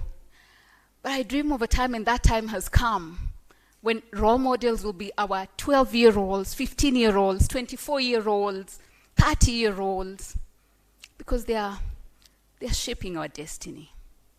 They understand the times, and they're being mentored, and they're mentoring each other. And so I come back to P-Self Cohort 2. I can see you spread across the room.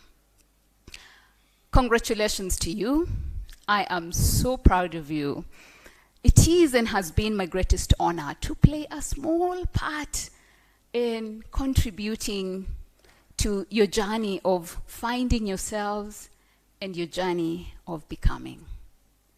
This program is so intensive, as you know, and as we have all heard from the president who spoke and some of the other speakers who've spoken. But you stuck it out. You were resilient. You developed grit and a purpose and said, I'm going to stick it out till the end because this means something to me. It means something to my nation. I applaud you for that. And now today I'm just, as you graduate, we are, as partners of the program, Public Service Commission, Emerging Leaders Foundation, Emerging Public Leaders, we are commissioning you to go back to your ministries and give back. Go back and give back. Go back to your ministries, your departments, your families, your homes, your places of worship, and just give back. Again, going back to the hashtag, go back and give back. Maybe we can try that again. Go back, give back, go back, give back. Thank you so much. Now, society, Kenya, Africa, we are hungry for souls on fire. Souls on fire to serve and to serve sincerely and to lead change. You are the ones you've been waiting for. You are that change. You are that soul on fire that is well informed about public service, about leadership, about love. The last few months, it has actually saddened my heart whenever I scroll through social media or when I watch news to see many boys and girls being highlighted not having school fees to go to school, and so they haven't reported to school, primary school, high school, a number of them university. It's always painful, and sometimes I receive phone calls, a parent is unable to pay school fees, and these stories are sad because the truth is, all of us are in this room because we have an education, good quality education. And maybe we struggled to get access to that education, but we got it. If we didn't have education, we wouldn't be here.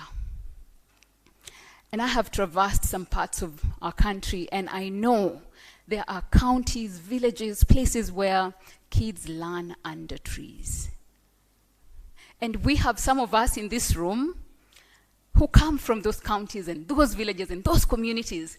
I wonder whether we've ever tried to go back and give back, to mobilize resources and say, let's put up a classroom, let's paint this classroom, let's buy desks for students, let's do something. And many of us are busy developing Nairobi County, investing in Nairobi, while our home counties, it's a totally different story. I challenge us, let's go back and give back. And I echo the words of Nelson Mandela, who said that education is the most powerful tool that can change the world. Definitely the surest way a nation can shape and determine its future, it's when it comes to investment in education. Service. That is service. As I come closer to the end of my remarks, I just want to remind each and every one of us that we all have the power and the ability to touch at least one life, whether a child, a young person, a citizen, just one life. We have that power, we have that ability. And I know that our amazing graduates, we've already received reports and stories of transformation, of change, of promotion, and again, I applaud you for that. I liken our lives to a candle. One of the speakers, I think the president of the cohort, talked about a candle. We are candles, and we have light burning within our hearts, within our soul. Each and every one of us, we have a purpose. I wonder whether we can have the courage to ignite that fire, ignite that candle within, and just light it and light the world around us. Thank you, Vicky. So with me, I have a candle that I'd like to light, and I'd like to request our graduates, Peace of Graduates Cohort 2, if you could just rise to your feet and begin to light your candle.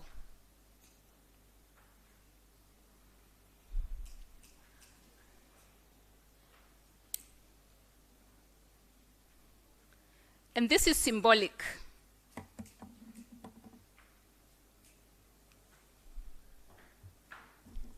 There's one more lighter here.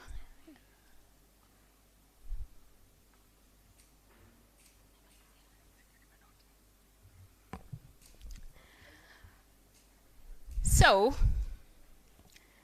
our lives are like candles. Each and every one of us carries this beautiful power, ability, and passion within. And something beautiful is that when you light somebody else's candle, the shine in your candle does not go off. It actually makes the place you are brighter, lighter, and better. And you can just observe. I wish we had many more candles for each and every one of us to light, but please light it in your heart. Picture yourself lighting your candle. And to the fellows, keep shining your light wherever you go. In your ministries, go back and give back. Look for somebody, strangers, children, young people. Light their candles. Light their candles. Whether it's an encouragement or something, light their candles. And as I sum up, there's a song that talks about candles. I know we know it. Just join me before I go to sit down. This little light of mine, I'm gonna let it shine. This little light of mine, I'm gonna let it shine. This little light of mine, I'm gonna let it shine. Let it shine, let it shine, let it shine. One more time, but this time round with deep conviction. This little light of mine, I'm gonna let it shine. This little light of mine, I'm gonna let it shine.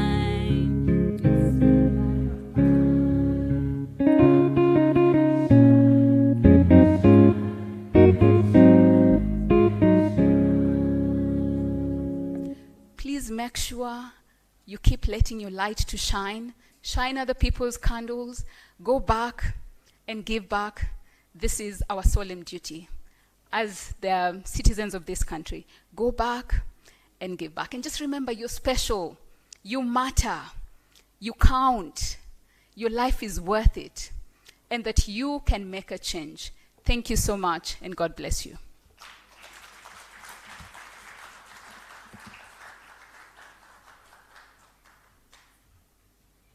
A round of applause for our sister Karen Wakori. Thank you so much. Ametufahamisha kwamba sote ni mwanga. All of us should go out of the world and light our candles for everyone to see our abilities and also to share it. Hakuna mtu anaweza asha mchuma wake akaweka wapi? Chini ya pishi unawasha na kuweka juu. Let us light our candles as public servants and we'll be good to go. I'm constrained with time because of a few elements that I have to capture, but I want to request the speakers to kindly take at least not more than 3.5 minutes so that we can accommodate everyone. And I would wish most candidly to request our very able sister, commissioner, the program lead, Dr. Mary Muyandi, to come forward and take us now to the next level of the program. Karibu, Commissioner.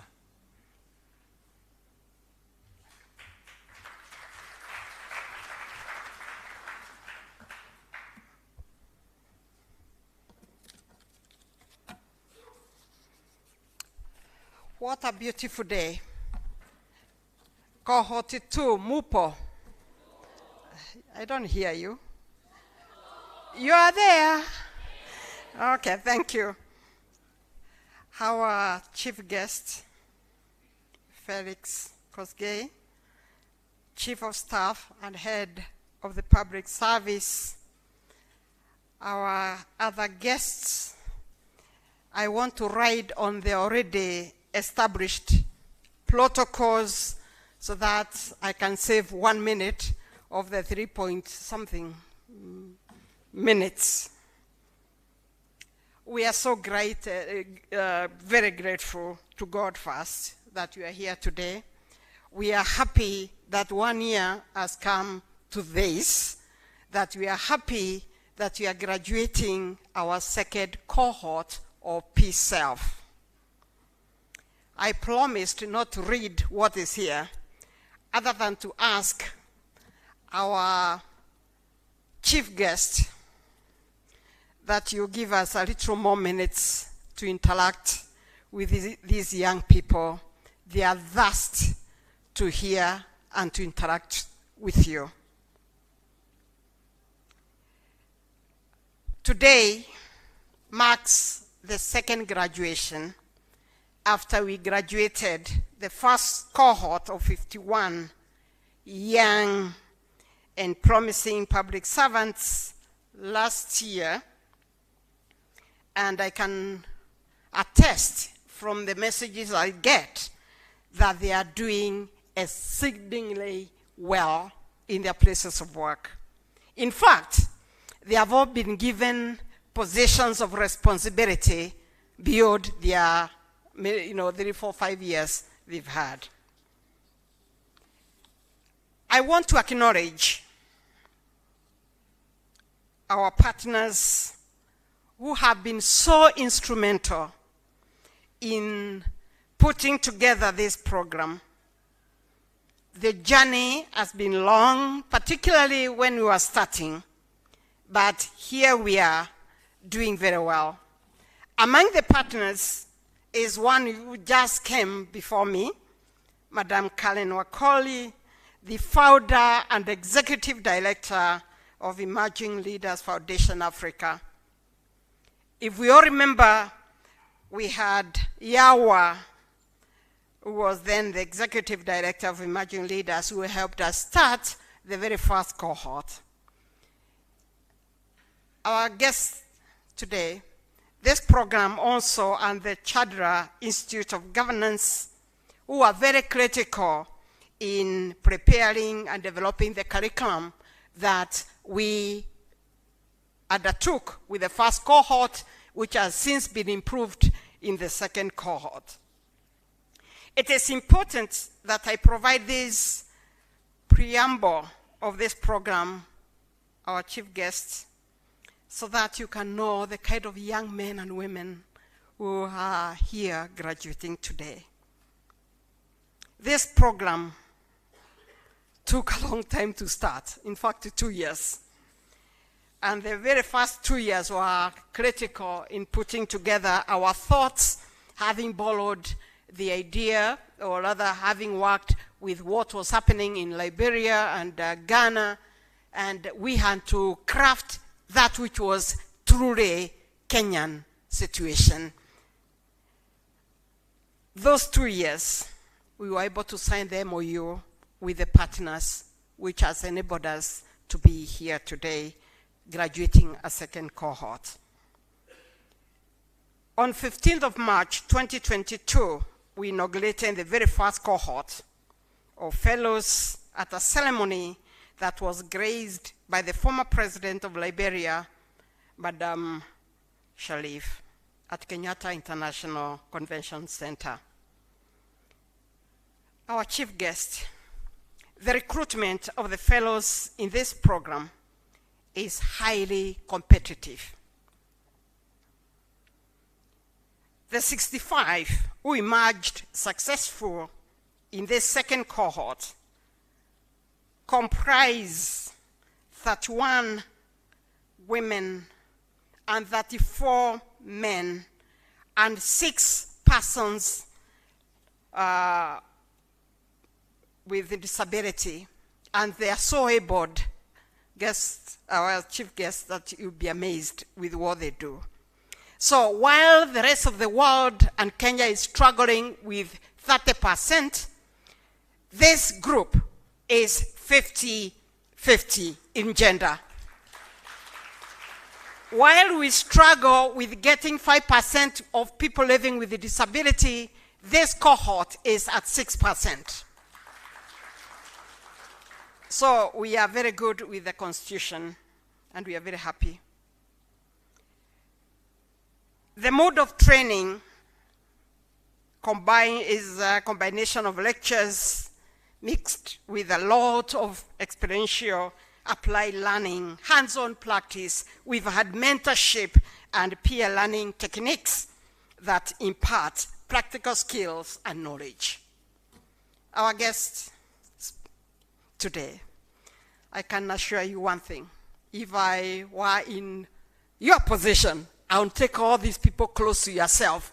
You have a lot of time to sleep because they are so wired to serve, they don't need to be pushed. Try them and you'll remember me for this. They are good, very good. We are therefore very grateful and appreciative that we have a team which is going to go out there and tirelessly make a difference in the public service. Our chief guest, it gives the Commission a sense of satisfaction that we've not only gone through a second full cycle with the fellows, but we have also increased the numbers and the catchment, demonstrating the growth of the program. We started with 51, we are 65, and I need to mention today we graduate 61 because 2 got a chance to go and do their masters. So we are flying, we are doing great things. We are therefore more confident that we will soon embark on the 3rd cycle, with the 3rd cohort stronger than ever before. I've just seen the candles. I didn't know there would be candles, but let me read this. You are the candle that is destined to light all other candles in the public service. You never get dimmer by lighting another candle. In fact, there shall be more light. Go forth and serve. You are specially chosen for this great role. Grab it, work on it. But I also want to mention, talking to the former head of public service, Joseph Kenywa, he reminded me to remind you that you must work, serve with the dignity and integrity, and repeated integrity 5 times. That is you, young men and women that you are today, graduating and seeing you take up the very great step to become the leaders, not of tomorrow. You start leading today. I don't want to be here too long. I want to say with those few remarks, but the remarks are this, that I love you.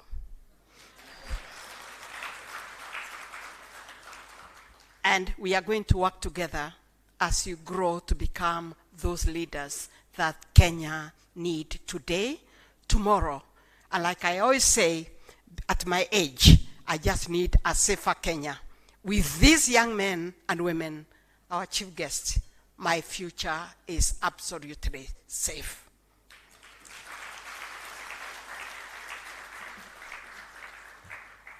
Now, it gives me pleasure then to do the next set of duties that Mike with the mic has let me do, of introducing our next speakers.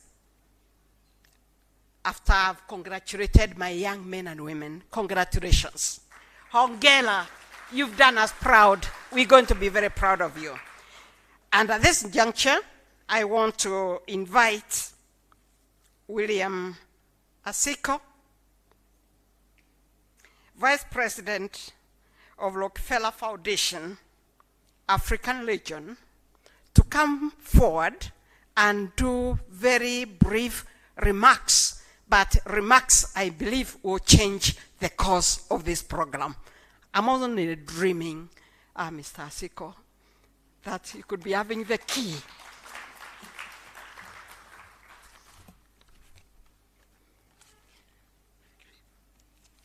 Thank you, Commissioner Mary. And let me also stand on the already established protocols so as to save time. As you can see, I came with prepared remarks, but I'm not going to read these remarks for 2 reasons. First of all, we are short of time, obviously. But secondly, I don't know who was in charge of the program, but to put me to speak behind Karen and Mary, you know, really, that speech would have just been flat. They are extremely accomplished speakers. And, you know, really, what I would like to do today is to share just a few stories about myself, not in a boastful way, but as an example to those who are graduating today. Before I do that, let me thank Mike Gitone for the work that he has done. I've been in many events where Mike has been. And Mike, you know, you are an amazing person. You do this excellent job. But the one thing that Mike always does and always has is a great sense of humility in everything he does. And that is the first lesson that all of you should learn, is that humility will get you everywhere. Sometimes it feels like it won't, but in the long run, everybody appreciates it. Mike, wherever you are, I can't see you, but I really do appreciate the way you've done this. I've been in events where you've had difficult situations, you've got important people speaking, and you know, time is short and you have to get them, but you handle it with humility. And you know, by the powers not invested in me, but because we have the powers of the people that are here, I would like to promote you to, from Master of Ceremonies to Director of Programs. I think you deserve that title. And thank you, Mike. I also want to thank my sister and friend, Karen Wakoli, and my brother and friend, Ambassador Moshiri, for this invitation to speak today at this important event. So thank you so much to all of you. From my prepared remarks, all I want to say is that the Rockefeller Foundation has been very instrumental in capacity building throughout its 113-year history. One of the things that I am particularly proud of was done when, a long time before I joined the foundation, was a program we called Rocky Docs.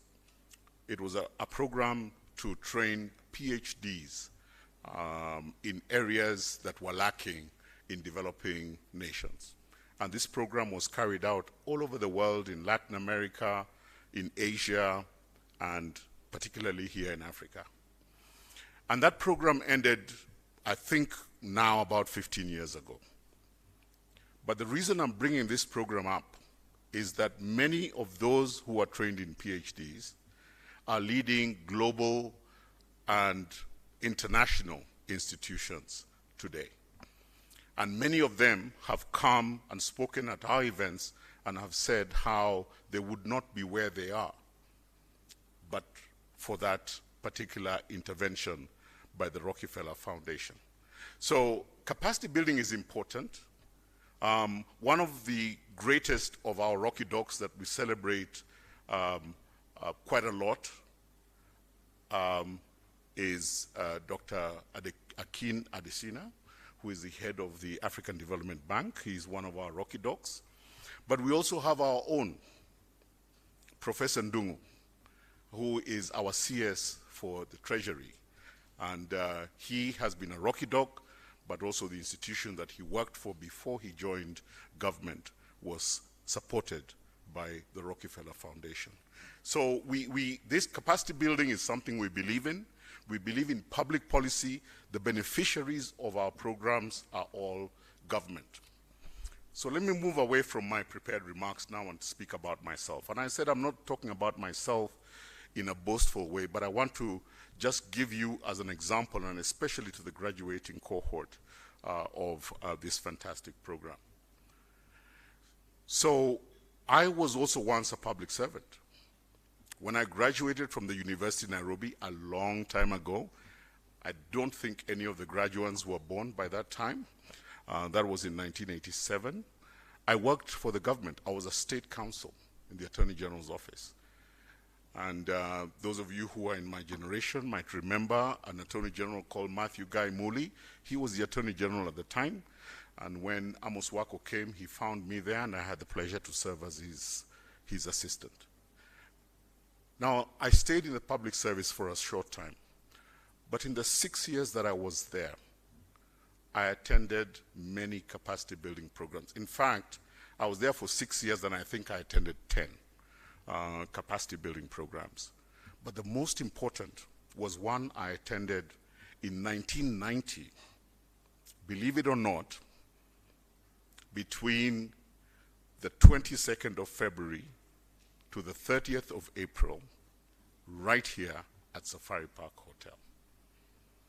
It was not called a leadership program, but everything about it was leadership. And I still remember everything we learned during that program. Safari Park Hotel was brand new. I was 3 years in the public service. You can imagine coming to spend almost 3 months in a hotel like this. It was sponsored by the UN. It was East African. We had public servants, young as you are, from Kenya, Uganda, and Tanzania. Many of them have gone on to do remarkable things. I can tell you about 2 of them. One of them is a good friend of mine, Mr. Thuita Mwangi, who rose to be the Secretary to the Cabinet, PS in Foreign Affairs. We had one who became the Central Bank Governor of Tanzania.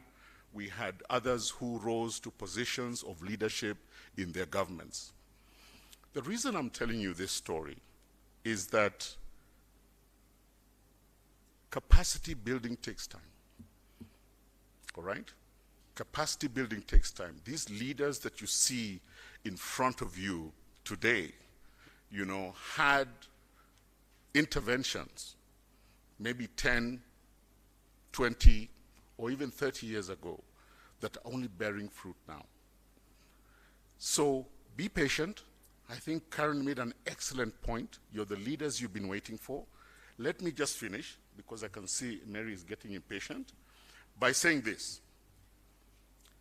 Sometimes it's very difficult. You will leave a training session like this, and you will go back to your desk, and all the things that you were told would happen when you go back actually don't happen. You go back to a reality which takes you a very long time to grapple with and say, look, this is not how things should happen. Let me give you 3 pieces of advice. Very practical. Everything that Karen and Mary told you are important. But when you sit at your desk every day, there are 3 things you can do to change your trajectory. The first thing is that we are all human beings. That means we're emotional people. We have emotions, we have needs, we have hopes, we have desires. But very often, people in power forget to be human. They forget the word human in human being. So every day that you go to work, and especially as you're serving members of the public, remember the word human in human being. It's about being human, not ticking boxes. And it goes back to the point I made about humility. Always remember that. The second thing is that some speakers have talked about people who change their lives. I think PS for Youth talked about meeting Emmanuel Lubembe, who, by the way, I was in the same high school with him. We go back a long way. And how that changed his life. There is no doubt that throughout your journey, there are people that are going to change your life. I think that we today in Kenya place too much emphasis on knowing the right people. Sometimes it is very good to know the right people. It never hurts. But sometimes the person who will change your life is somebody you don't even know. My advice to you, treat everybody as if they could change your life. They may not, you may never see them again, and especially as public servants, you might serve somebody whom you never see again. Treat them as if they will change your life. And then the third and final piece of advice, which is, I think, the hardest, is about courage. We have talked, and I've been very impressed by how inclusive this program has been, especially on issues of gender and disability. And I think that deserves a clap for the program. And to see a president of disability come and speak so powerfully in front of all of us today, I think that is significant. You cannot, yeah, yes.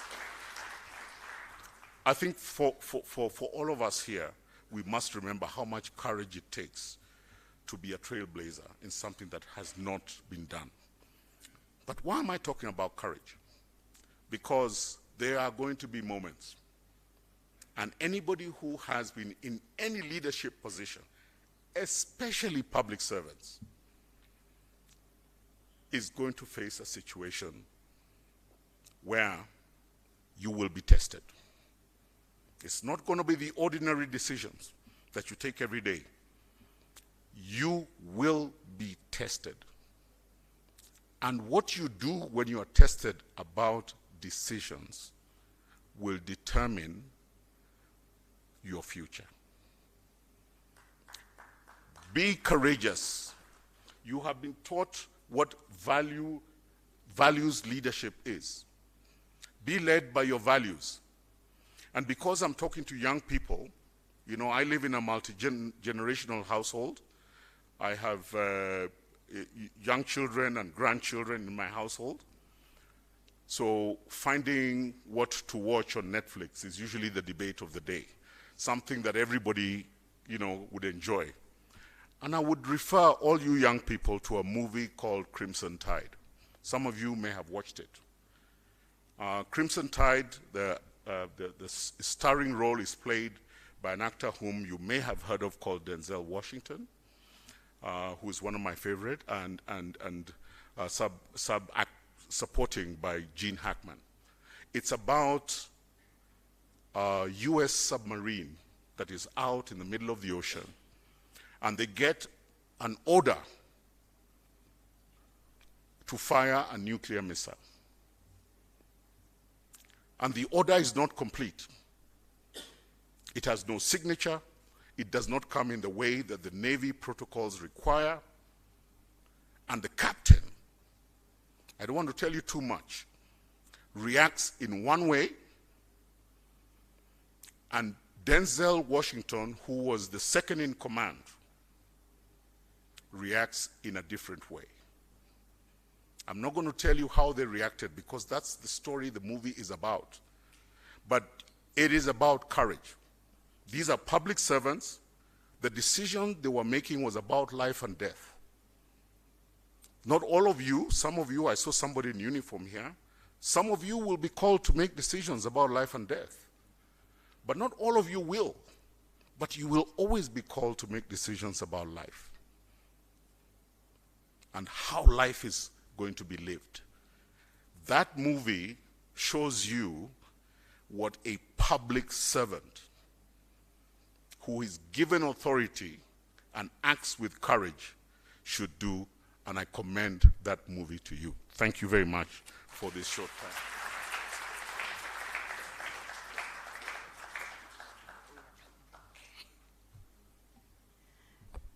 Thank you. Thank you very much, William.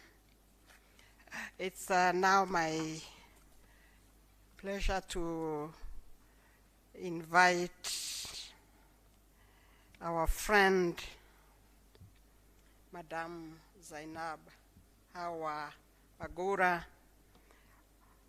who is a Director General, United Nations Office in Nairobi, or at Nairobi. I don't know which one is most correct. And I was asked that, Rem, you have something as I welcome her to the stage. The clip.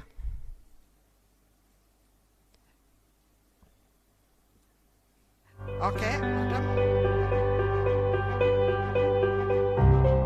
Good morning, good afternoon, and good evening.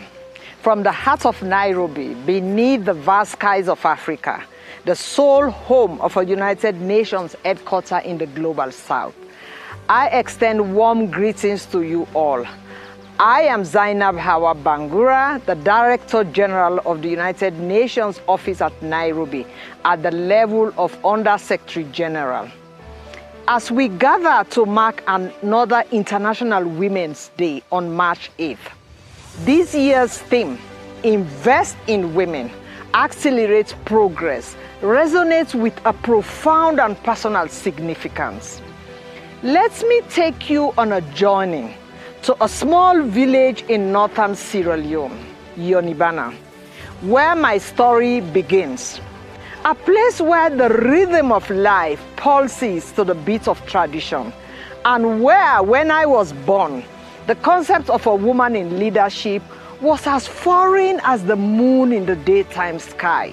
Here, women were assets, part of their husband's inheritance, to be distributed upon his death. Born to illiterate parents, surviving on less than $1 a day, I was the girl whose future was supposed to be written before she could even spell her name. Can you imagine a world where a girl's destiny is sealed by her gender? My father, a Muslim cleric, believed this world firmly. He was prepared to marry me off at the tender age of 12. But my mother, the heroine of this tale, defied this fate. She vowed that if she had any say in the matter, her daughter would break the cycle through investing in her education. Despite our dire circumstances, my mother instilled in me a belief that education was the golden key, capable of unlocking infinity doors. Together, we embarked on a journey fueled by sacrifice and determination, aiming for a milestone no one in our family had ever reached, a university degree, and perhaps even beyond. Through our unwavering belief in the power of education, my mother transformed my life and our entire family's history. We were lifted from the depth of poverty to the heights I once could only dream of.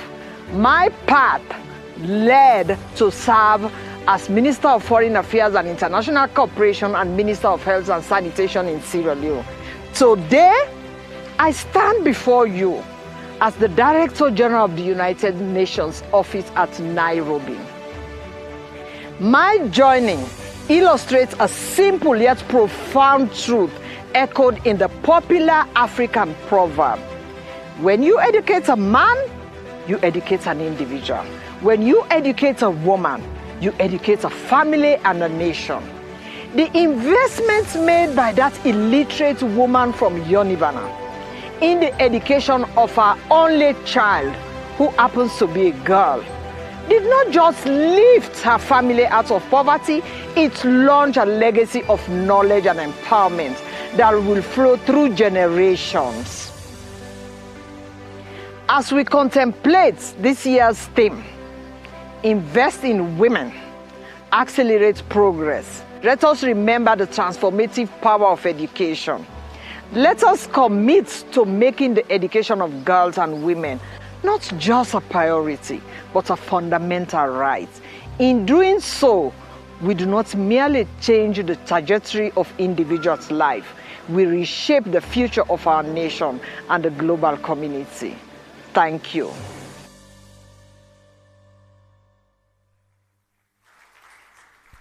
Thank you very much. Thank you very much. That was my message, International Women's Day. It just tells my story. And my message today here was how I could inspire young people. I say to people, if I can do it, anybody can do it. And I'm not going to read a speech. I'm just share some of my principles in life that's made me what I am today. Come from illiterate background. I had no sister, no brother. I was an only child. So I had no mentor. Nobody was before me. I couldn't learn at home. I had to learn at school. And I just thought some of the things that help me shape my life. It's that most of it is people who have spoken before me have spoken. I just want to share some of them. They spoke about education.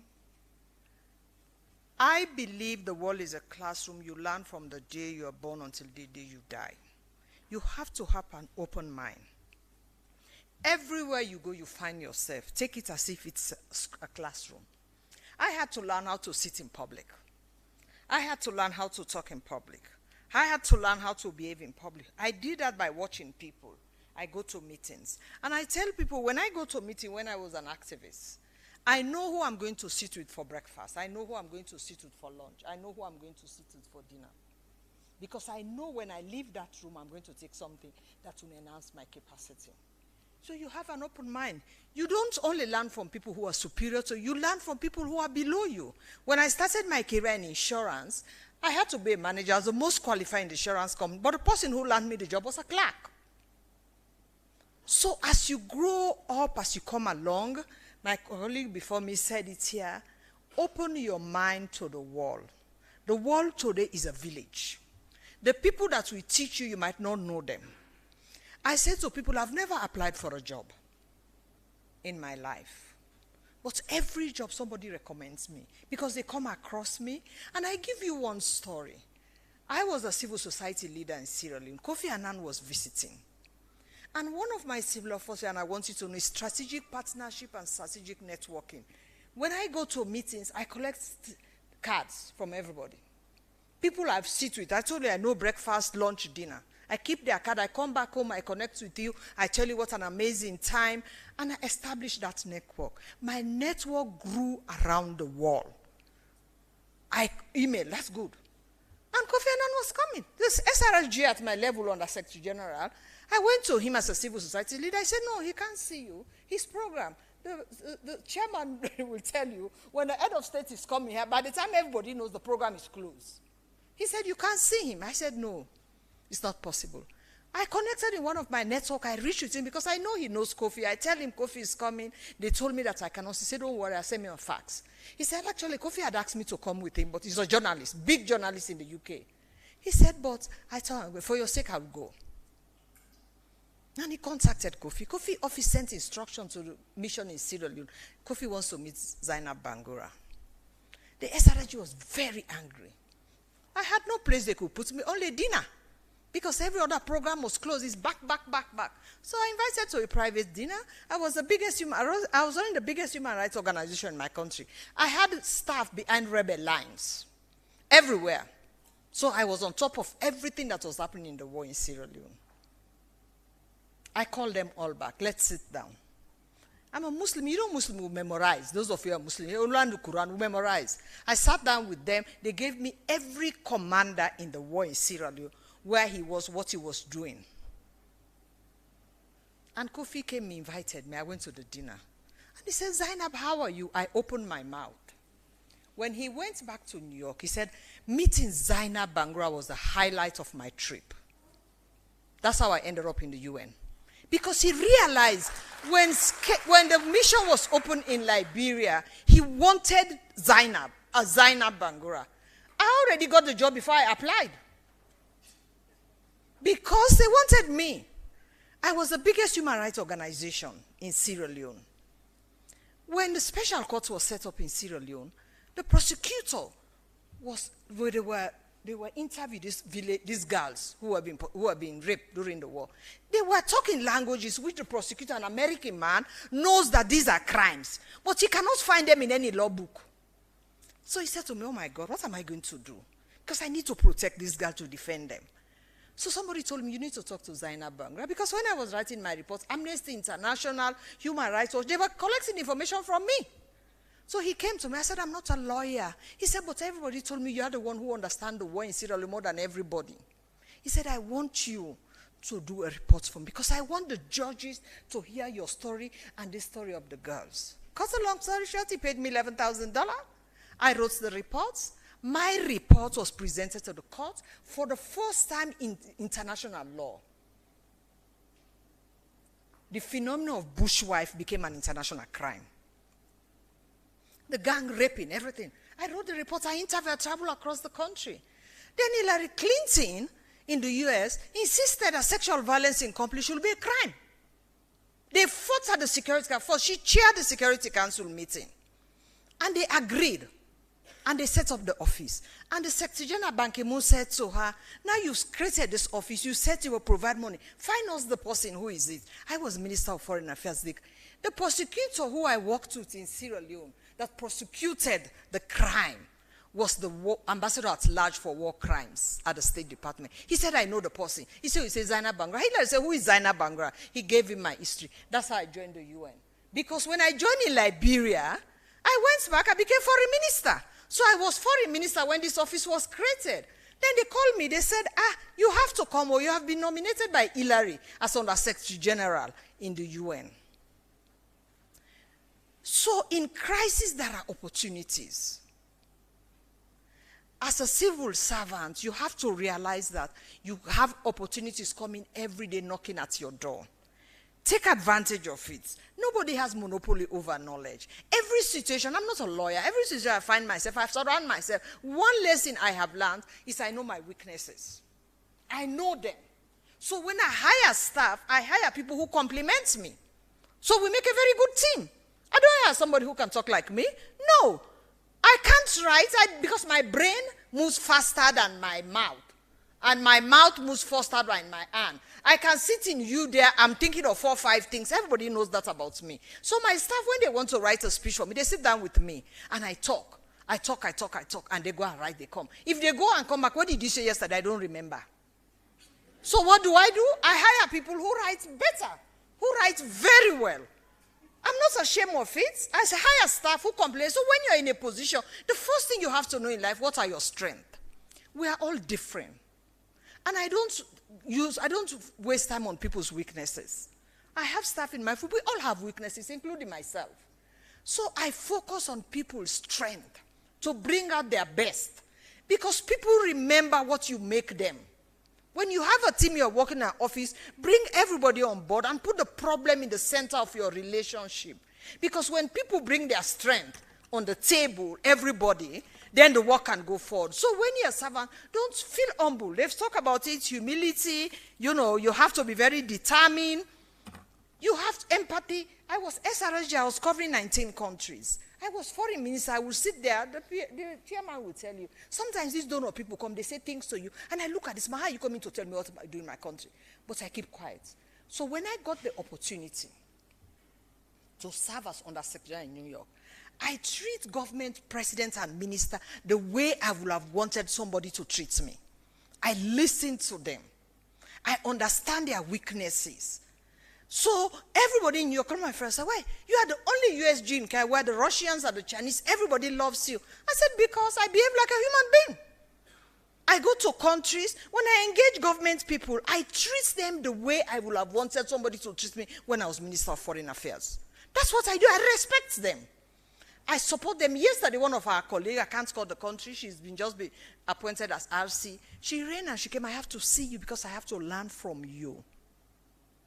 I work with government officials the way I would have wanted somebody to work with me because I want them to succeed. I support them. I encourage them. I don't dictate to them. So in life, that's what you do. Determination. You want to succeed, be determined. You have to have empathy. Humility, they've said, it's compassion. And I think, as I said, unfortunately, time is against us. All I wanted was to share my life's experience, to say, if I can do it from where I come from, my background and everything, so can you. Always understand, when you think about it, you dream it, you can do it. Nothing is impossible. That's why no matter in your journey, somebody talk about your journey, you will fall down several times. Don't stay on the ground. Don't fall on your face, fall on your back. So you look at the sky, then you understand the sky is your limit. There is nothing you cannot do. I said when I pray to God, I'm a very spiritual person. And I prayed to God. I said to myself, I never in my life would have imagined I'll be in this position. But the last thing I want to leave with you people is faith.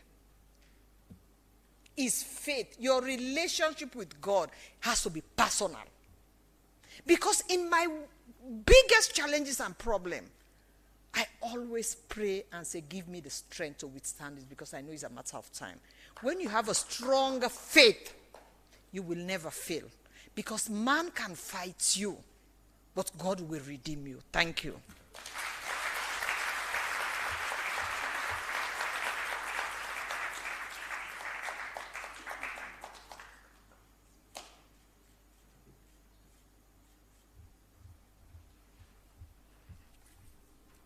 Now it is my pleasure to invite the Chair, Public Service Commission, Ambassador Anthony Mushiri, to give his remarks and carry it on from there.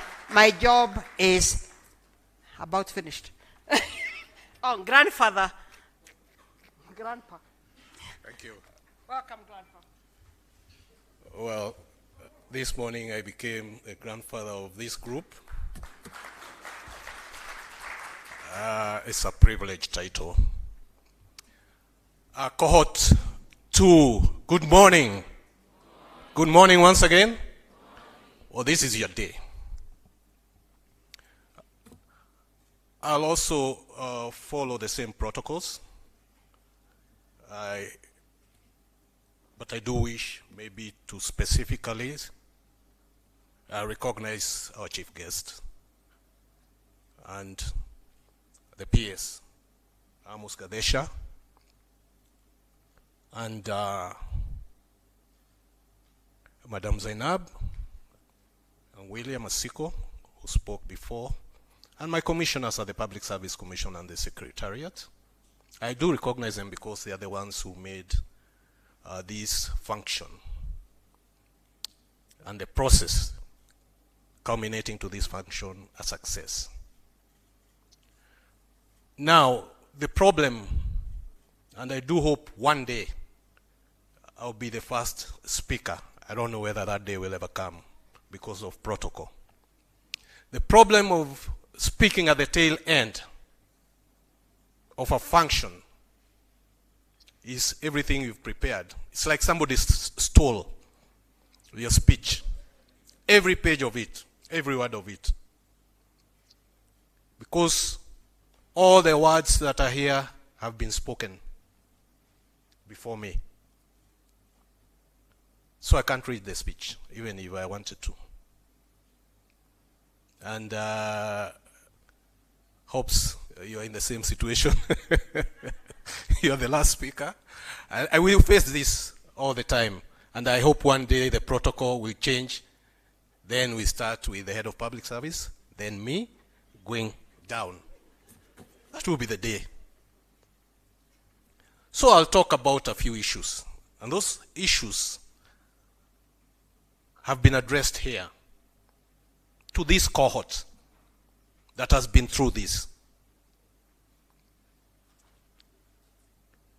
As a public servant, now I'm a state officer.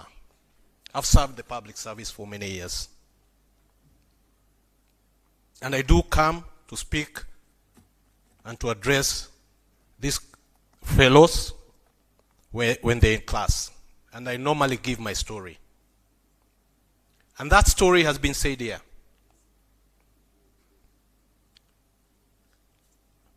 The most annoying thing that I get nowadays, sitting as the chair of the Public Service Commission, is somebody, a parent, or even a civil servant, newly employed, desperate.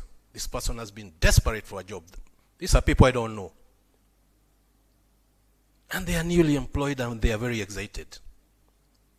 Then I get a call and say, now, is it possible to have our son or daughter deployed in Nairobi?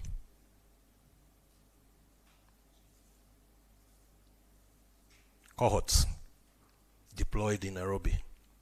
Nairobi is not Kenya.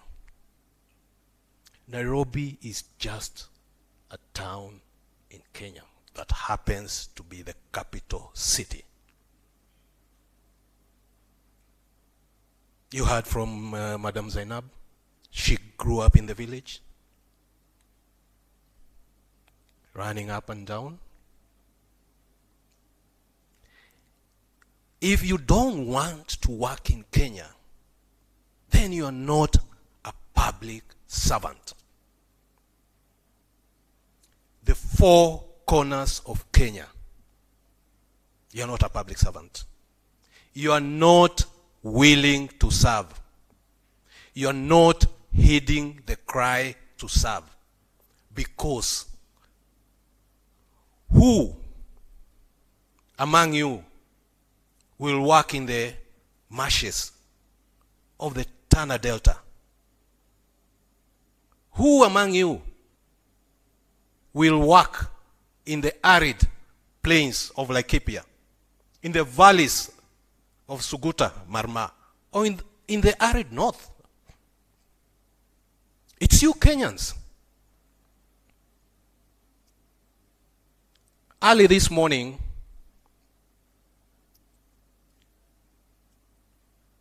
we said Kwaheri instead of saying good night. Me, the head of public service, the PS here, the State Department for Public Service, Mr. Osia here, it's a civil servants. We left the Kenyatta International Conference Center at 1 a.m. Why did we leave at 1 a.m.? And this morning, we are here. This morning. Hardly some of us have slept. Hopes, I don't think you have slept, even a single wink. Just put your head on the pillow, 5 minutes, you hear the alarm, and you are here. It's because we serve the public. And that's what you are called to do. And that work, hard work, is your godfather or godmother. Nothing else. Don't say Mr. Felix Koskei or Mary Kemonya is your godmother. She'll help you. Your work is what defines you. You are picked out of very, very many competitive and also skilled Kenyans to be here today. Those ethics, value-driven ethics that you have learned for a whole academic year are the ones that will determine whether 20 to 25 years from now, you are the one who will be sitting in KICC dealing with striking doctors or striking teachers or any other public servant who feels that their rights have been violated. You are the ones who will be dealing with them. We'll be long gone. What are you going to do?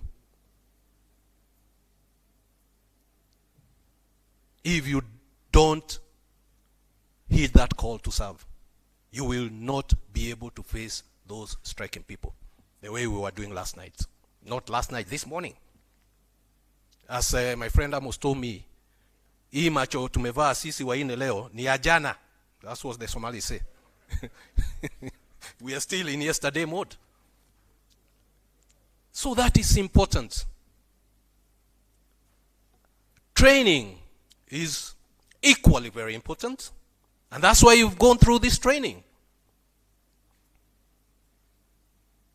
And head of public service last year when we were graduating the Cohort 1, the ceremony was presided over by His Excellency the President. And we talked about the training. This morning we touched on it with the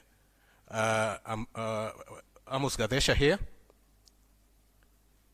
And we are happy that the government is trying now to add some money in the training budget. Because without training,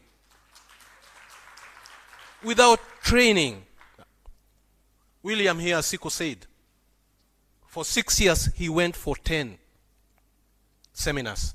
All of us are what we are here today because of continuous training. That is critical. It is also what will define you in the future. Because the dynamics have changed. Maybe in the future we'll be dealing with the robots. Artificial intelligence is here with us now. But these robots will be coming from the West. And if you're not trained, maybe the robots are the ones who will be dealing with you, not you dealing with the robots. We have to style up. It's you generation. Is it Z or Y? I can't remember what it is anymore. Generation Z. William, is it Z? They have gone back to A. Now we hear that. So that is very important to become what Karen said, the street sweepers of Kenya, out there serving the public. I do wish to recognize our existing partners, stakeholders, EPL and ELF, and also to urge new partnerships in this endeavor. The UN will be calling upon you. I'll be knocking your doors. William, I'll be knocking your door to try and improve this program, add more depth, not even the numbers, just depth and content to create this generation, to be the next leaders of this country. That is what we need to do, and that is what we have to do, so that that crying call of the will to serve and service to humanity remains embedded in you. So with those few remarks, I think my 3.5 minutes are over. I do wish to call our chief guest, the Chief of Staff and the Head of Public Service, Mr. Felix Koskei, to come and address this gathering and preside over the graduation ceremony of the second cohort of the Public Service Emerging Leaders Foundation. Thank you all, and God bless you all. Let us have our seats. We may have our seats.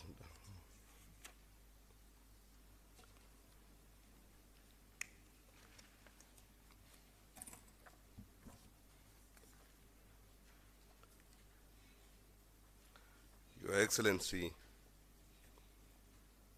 Ambassador Ms. Zainab Hawa Bagura, Director General, United Nations Office at Nairobi, Chairman, Public Service Commission, Ambassador Anthony Mushiri, Mr. William Asiko, Vice President for the Africa Regional Office, the Rockefeller Foundation, Ms. Karen Wakoli, Executive Director, ELF Africa, Representative of Emerging Public Leaders, USA, Commissioners, Public Service Commission, the CEO of the Public Service Commission, the Principal Secretary, Public Service, the graduating class of PC ELF Fellows, distinguished guests, ladies and gentlemen, good morning.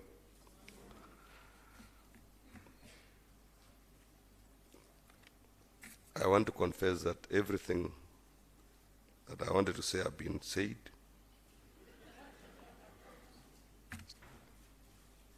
But since I'm the chief guest, I have to be very official because and I have to be in record. And many a times, chief guests are always misquoted, so I have to stick to the speech so that if anybody wants to say what I didn't say, I will submit a copy of my speech. And I say we stick to it. Secondly, in this office of ours, we are also shepherded. We are always told what to say and not what to say. But I concur with all the speakers that have spoken before me. And it's so interesting that the experiences of almost all of us, especially those who come from Africa, like the Director General here, when she was speaking how difficult life was at home, it is exactly the same, that it was also a horror kind of life. Yeah. Sometimes at this level that we are, we sometimes pinch yourself and remind yourself or ask yourself, am I the one who is Director General Union, or am I the one who is Head of Public Service, or am I the one who is PS? Because those days we were always rushing to the TV, not our TV, and to some shopping center or some teacher somewhere to watch through the window to see the PS Public Service speaking, or some Secretary General, or some Head of Public Service. So we thank God we are here. So good morning. I am delighted to join you this morning to preside over the graduation ceremony of the second cohort of the Public Service Emerging Leaders Fellowship Program, and to affirm the critical role of leadership in our public service. Young people hold the promise of our country's future. So it is very humbling to be in the presence of a distinguished group of 61 young leaders eager to take the awesome and honorable duty of serving in the public service. I understand that this fellowship program was made possible through the generous support of Emerging Leaders Foundation Africa and Emerging Public Leaders USA, who are represented here today. On behalf of the government of Kenya, I take this early opportunity to thank the two organizations for the support and collaborations in rolling out the program based on experience from successfully running similar programs in other parts of the world. The public service is central to the development of a country. In this respect, His Excellency the President is desirous to see a public service that is highly performing, agile, efficient, effective, and citizen-centric. Character can only be achieved, or you can see a character of somebody through various attributes. And one of the ways to acquire a positive character or project or be able to be a person that you can be seen as an excellent person, you have to really have, or you really have to acquire knowledge. So knowledge transfer is very critical. You need also to training and empowerment of the young people here joining the service is very critical. And I'm informed that the objective of the Public Service Emerging Leaders Fellowship is to prepare a critical mass of future public leaders, and that there is very positive impact from the 51 who graduated in the first cohort. I am further informed that the young people graduating today will serve as role models in their respective places of work. This is indeed very commendable and resonates very well with the Kenya Kwanza's vision for the youth of this nation. As you are aware, His Excellency the President has a keen interest in the empowerment of the youth of this country.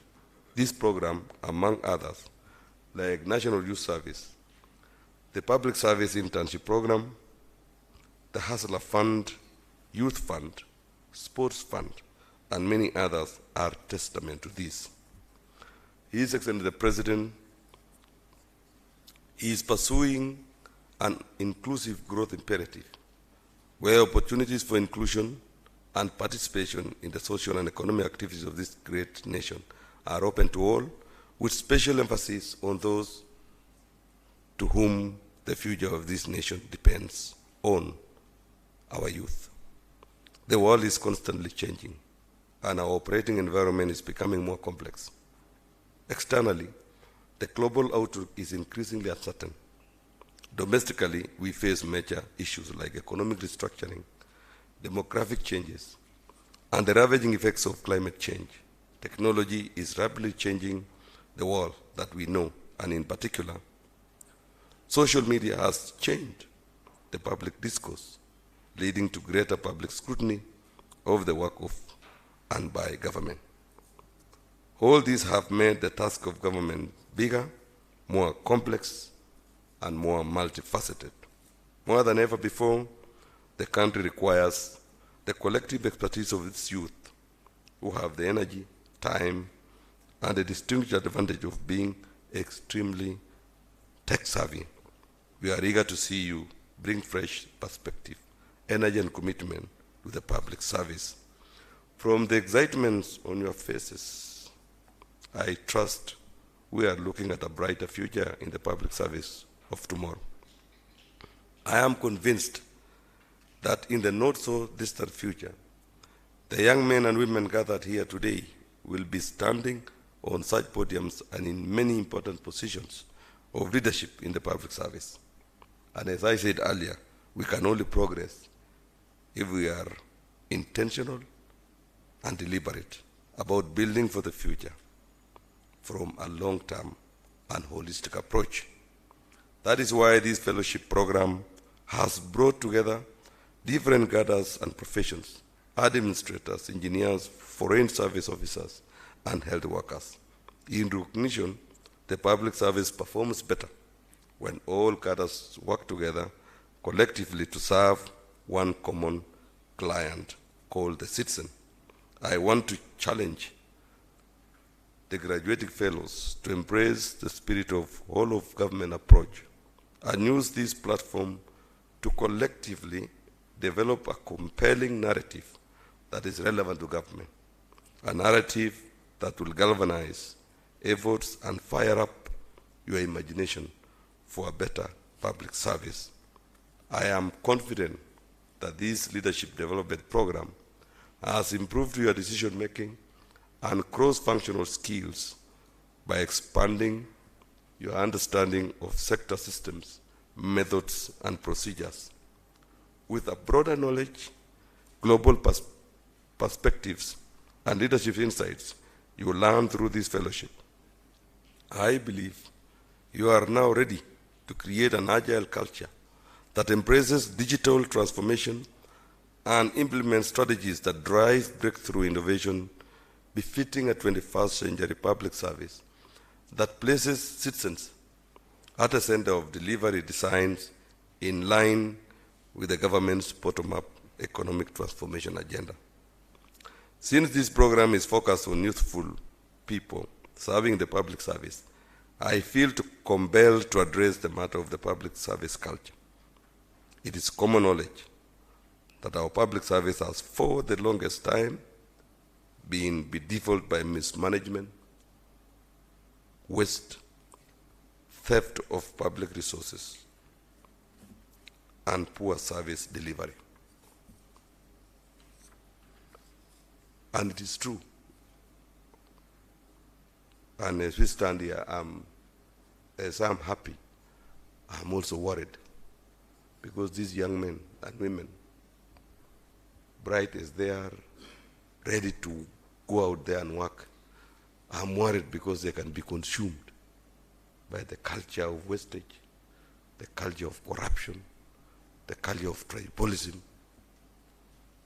and the culture of laziness that is very apparent in public service. I want to alert you at this very earliest moment that beware. Every other day, if you want to excel, please beware of those vices that may derail your future. Those vices that can easily confuse your ambition, your thinking, your trajectory. Because if the Director General did not stick to our lane and train our eye on the prize, regardless of all the challenges that are around, she could not have been here now. So, many a times, we find people in public service giving excuses as to why they are involving in corruption. Oh, so and so is also taking money. or even reporting late, or becoming very arrogant, becoming somebody who portrays a totally different image, not of the government that they are serving. So my friends, beware. There are crocodiles everywhere, so beware. So be strong, be focused, and be determined to excel.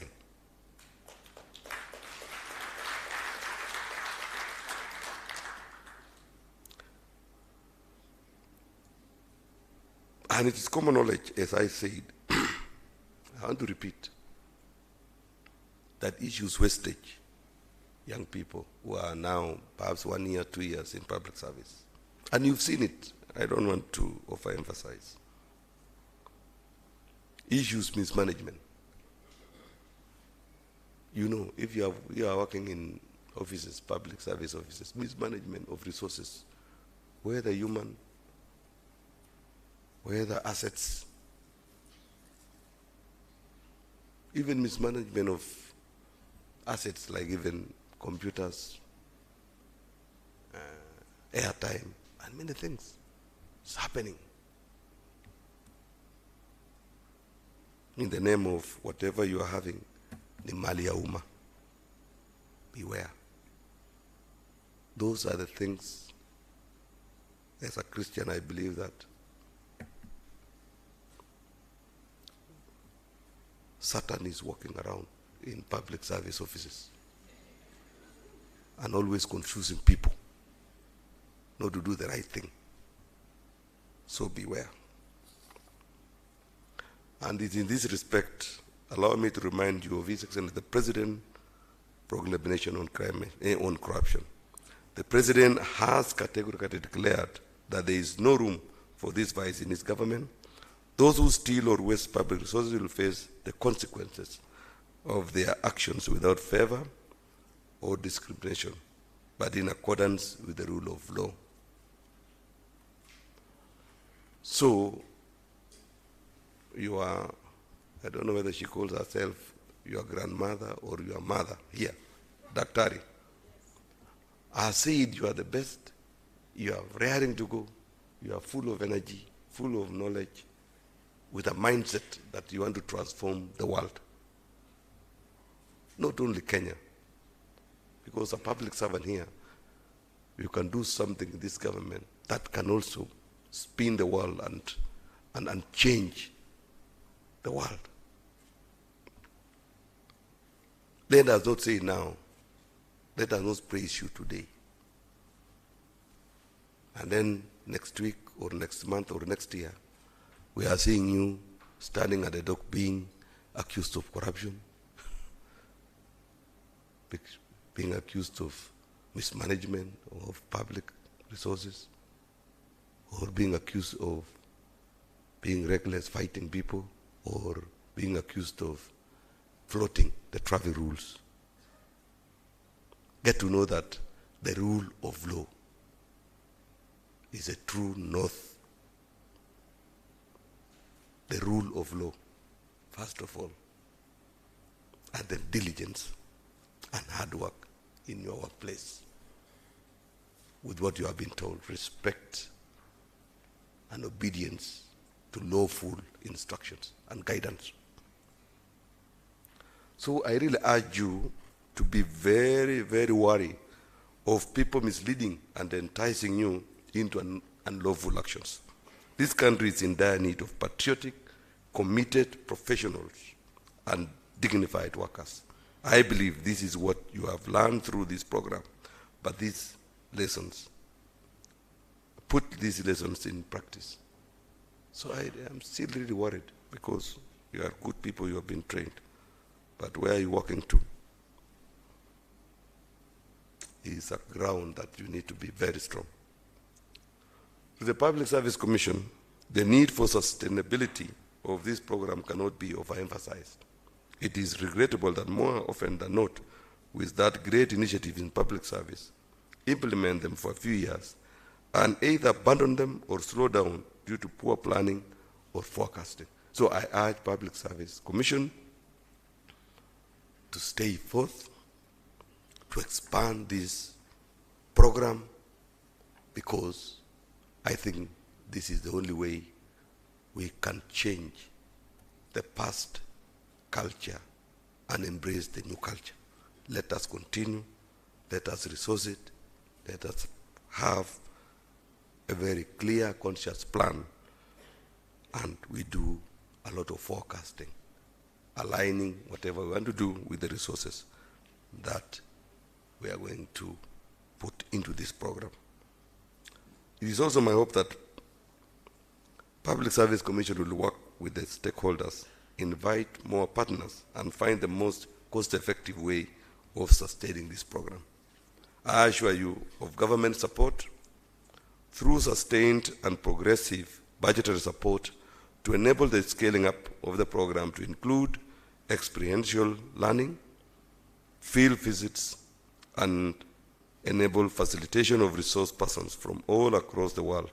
In future, we will also extend the program to include other public servants from state corporations, public universities, and constitutional commissions.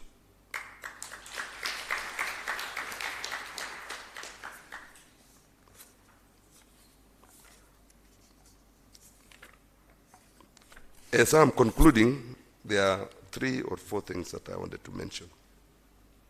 I've talked about being vigilant against corrupt practices. Be very vigilant. Say no to corruption. Whatever you are earning, you can plan well and you can live well. Don't be mesmerized by somebody pulling a G-Wagon, and then you want to drive a G-Wagon within 2 years. You never know. Either that person has worked very hard and earned enough money to buy a G-Wagon, or that person perhaps has inherited from his father or his parents, or if that person perhaps has stolen to buy that G-Wagon. Be alert. Talk to yourself every morning and say, so-and-so, I'll chart my way, I'll work very hard to get what I want. So never be distracted by corrupt characters around your offices. Either the suppliers, contractors, your bosses, or pressure from your village, or even from your parents and siblings.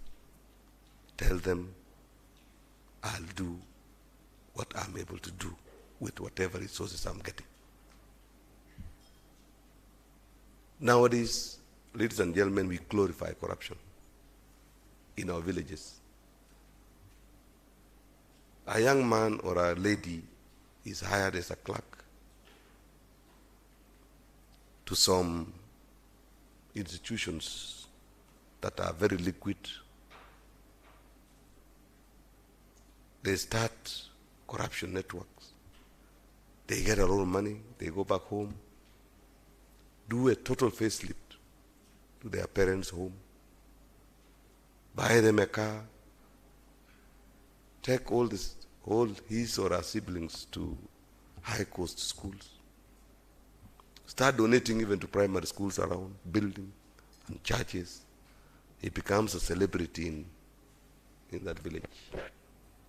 While you, a honest person, a hard-working public servant, you can't afford. You start getting pressure from your parents saying that, wewe, mtoto ya fulani, hakusoma, alipata form 4, akapata C, sasa hako mahali fulani. Ona sasa, wazazi wao wanaishi nyumba 3 bedroom, iko sitima, iko maji ndani. Sisi bado tunaishi kwa nyumba ya nyasi. Wewe kijana, wewe hii pesa yako Umeenda kukula na wanawake Nairobi?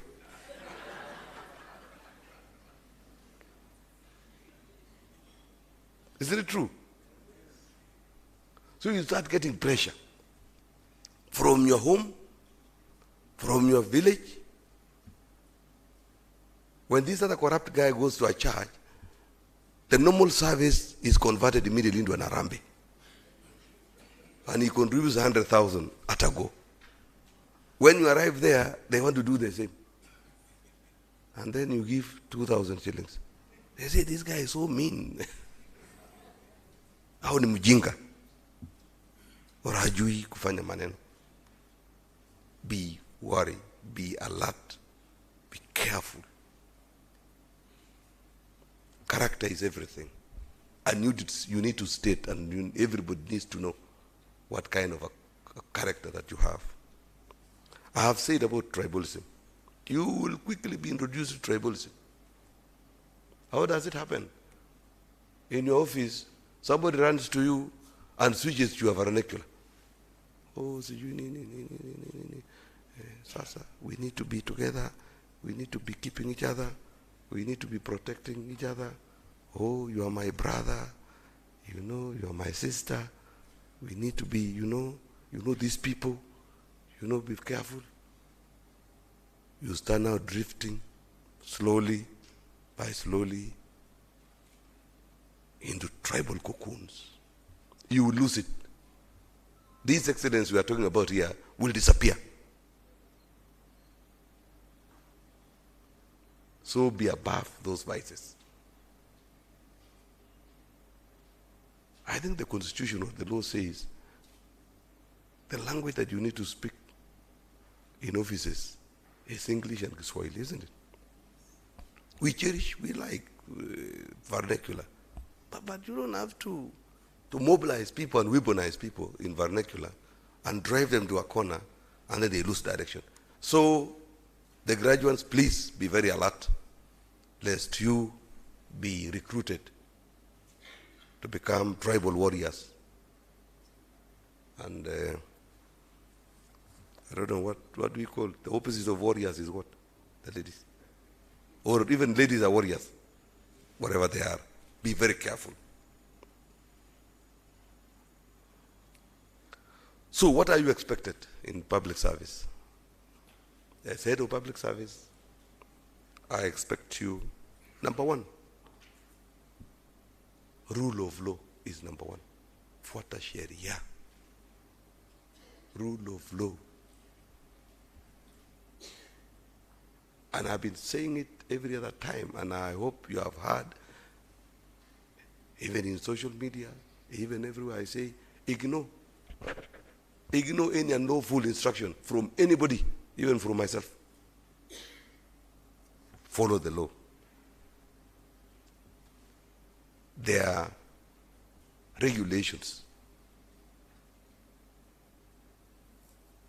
There are procedures that are ready in your institutions, in whatever sphere of your work is concerned. There are procedures. There are circulars that are issued from time to time. Rule of law is key if you want to grow in that profession, if you want to excel.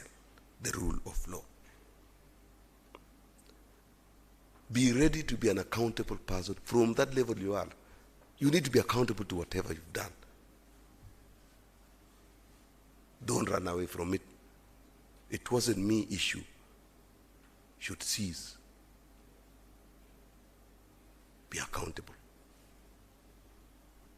And you know what accountability means. Be a responsible person. Take responsibility. Even if you delegate, they say you don't delegate responsibility. Take responsibility. And don't take responsibility in what somebody else has done to cover that person.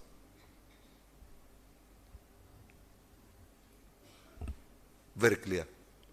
If you want to excel, let us not be classroom excellence theory. if you want to excel out there in public service. Be accountable, be responsible.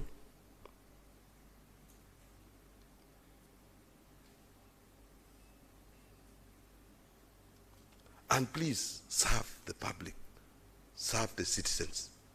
There are many of us in public service who are in those offices for two things. One, they are working for the salary. So whether they are impactful or not, they don't care. So long as they've arrived in the morning, they walk around, they handle one file, they go for tea, so long as he has been seen, salary, mshahara, umepata.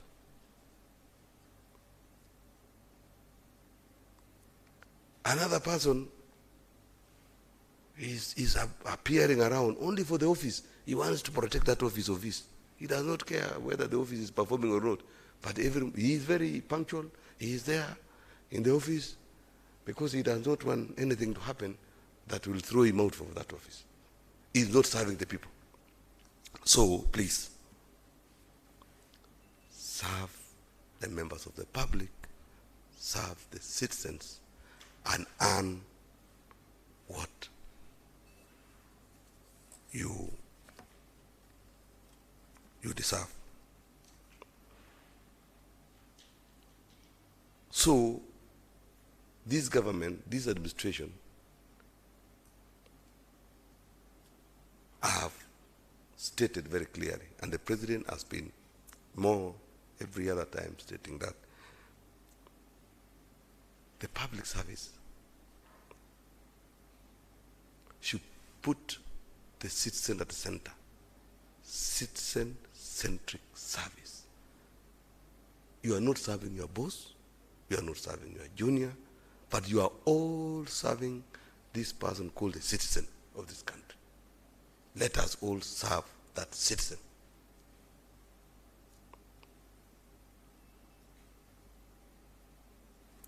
Finally, I've seen pursuit of excellence. What is excellence in public service? You need to understand, when do you score excellent?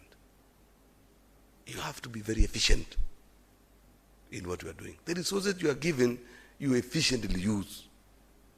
Don't waste time you are given. You have to be efficient. Do more with less time. You have to be very effective. Whatever you do, let us see the results. Effectiveness, efficiency, effectiveness.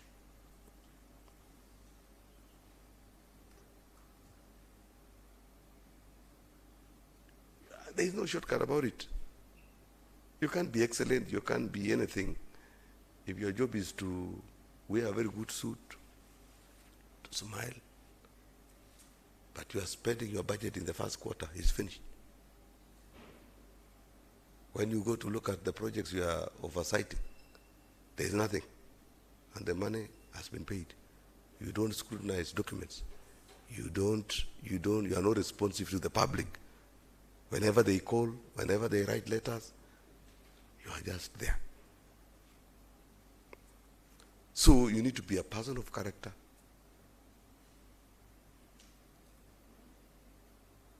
Who is defined by the character? People say, if it is so and so, we know it is okay.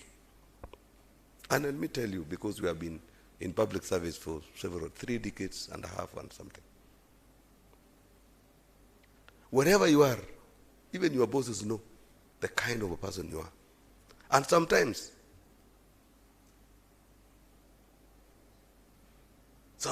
a situation arises, perhaps on 2 different occasions.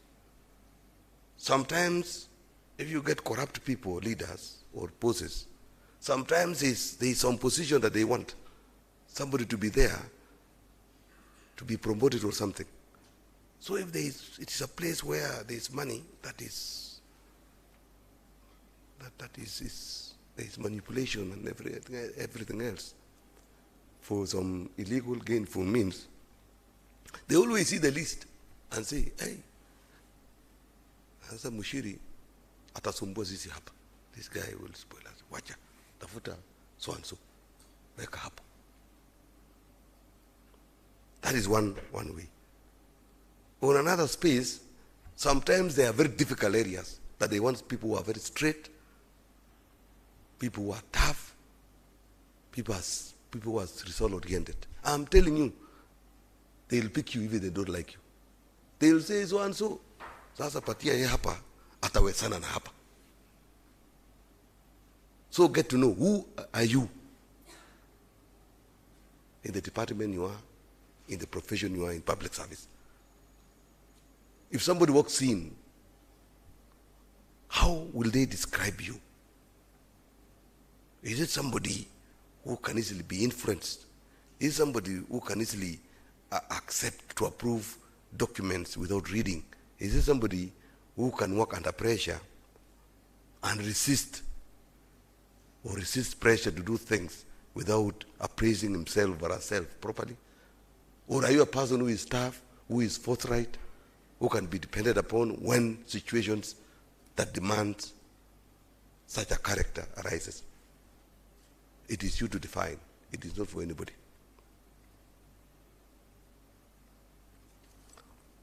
So I wanted to leave you with that.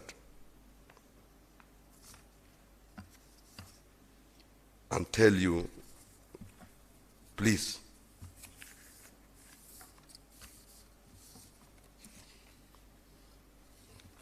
you are now in public service. It is not a bed of roses. It's very challenging. You mix professionalism. There is politics here. There are social matters here. There is pressure here. And all of it will shape your destiny, will make you grow or make you stagnate or make your career and profession die. So as I conclude, let me again remind the graduating officers that working in the public service is a great honor and a privilege. The jobs you hold are on trust from the citizens. They are not yours. Therefore, work hard. Be diligent. Develop yourself. Emulate those who have demonstrated service beyond self, but most importantly, serve with honor and dignity. I look forward to seeing you take up leadership roles. And of course, I've had discussion with my officers in my office. We are going to request the Public Service Commission to post some few young, restless, energetic graduates here to my office so that we can drive the agenda of the place. So I look forward to seeing you take up leadership roles and positions in the public service in the near future. Congratulations and God bless you all. Asanteni sana.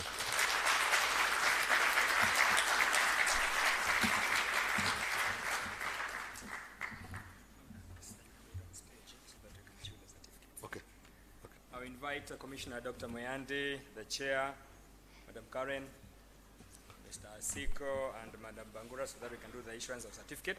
As I request my team to assist me, remove the screen and also the ambo. You'll allow me, out of the indulgence of the chief guest, that we will not be able to issue the 60 certificates. We'll only do 8 symbolically.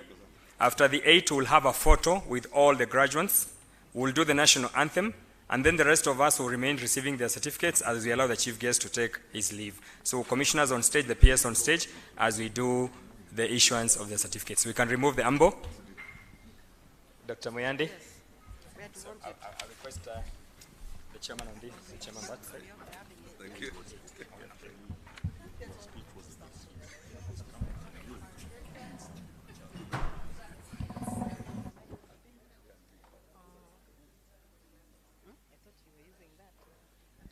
So,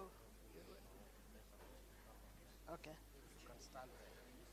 Hmm? No, I'm calling the names. Yeah. Okay.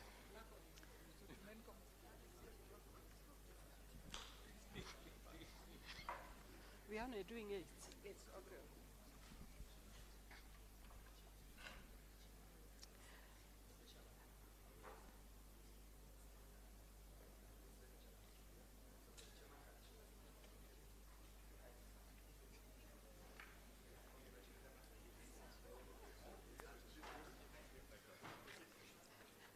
Okay, this is a small moment, a moment that we've all been waiting for.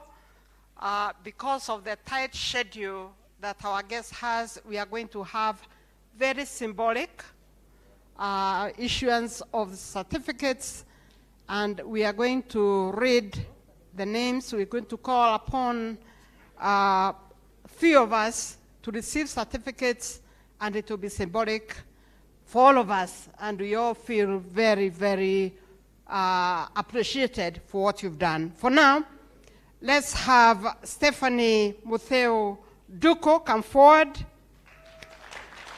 Let's clap, let's clap. Sylvester Zomo Motua, kindly, followed by Eliud Karani, follow immediately. Mohammed Algai, follow. Anthony Kangara Maina. Boaz Brian Wayumba. Brian Othiambo Obati. And finally, Clinton Simiu Waswa. They are representing us for this occasion because of time. Thanks.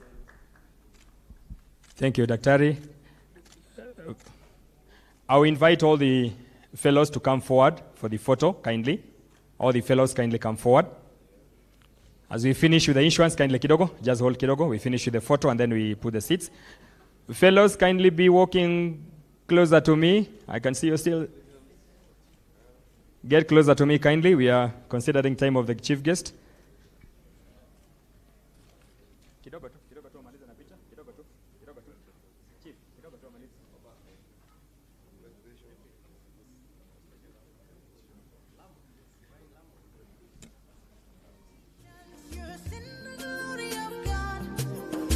Congratulations. Congratulations. So we have a few of the fellows on stage.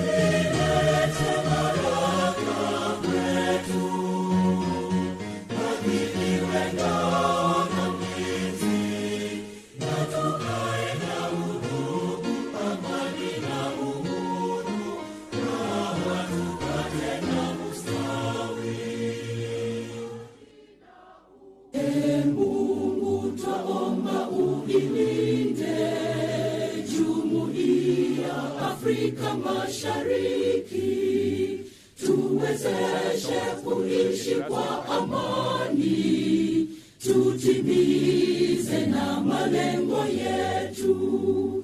Jumuiya yetu sote tuilinde, tuajibike, tuimarike. Umoja wetu ni nguzo yetu, idumu jumuiya yetu.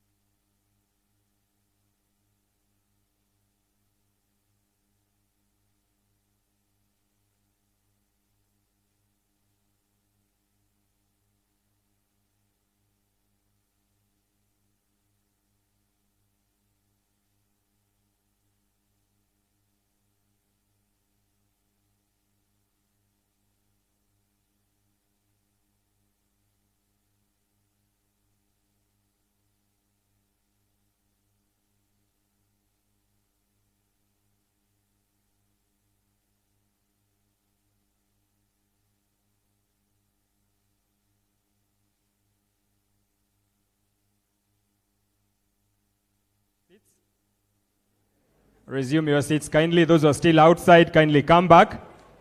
Ili tumalize.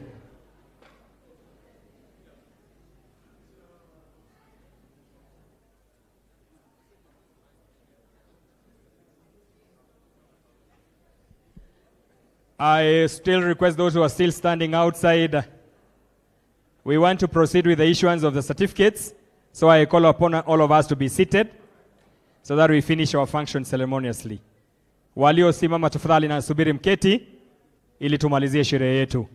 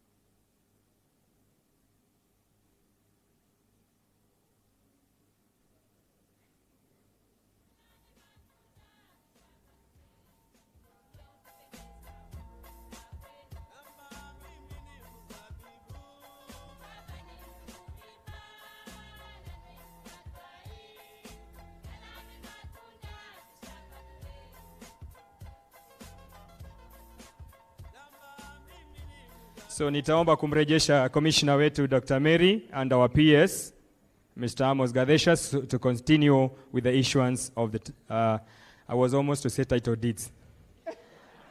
So I'll invite, as we had agreed, just line up the way we had done. Number 1 to 8 we are done. So can the second round table now move as we had agreed in the morning? Kindly proceed, Commissioner. Yes.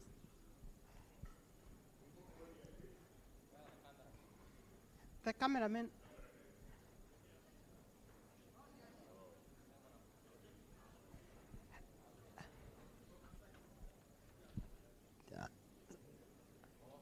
Could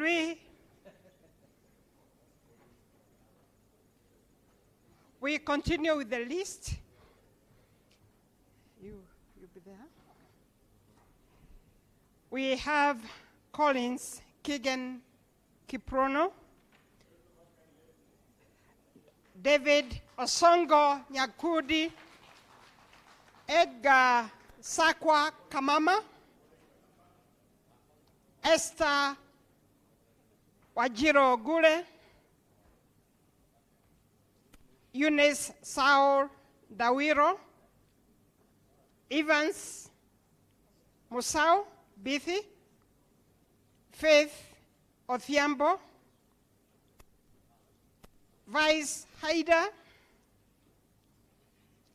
Francis Derry Karaoke, Franklin Ryan Lenkak, Frederick Kosgei Kirop, Hassan Noor Mohammed, Ezron Kitui Murupi, Imelda Chelagat Kosgei, Immaculate Nkadha Guantai, Ethan Murray,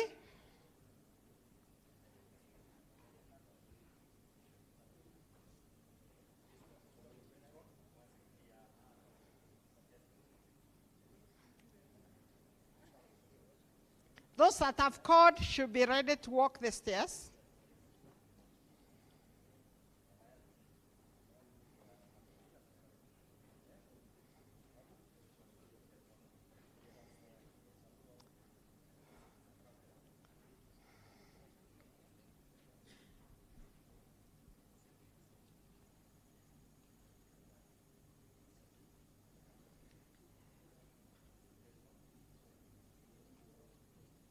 Okay, we have Omar Mohammed, Inani?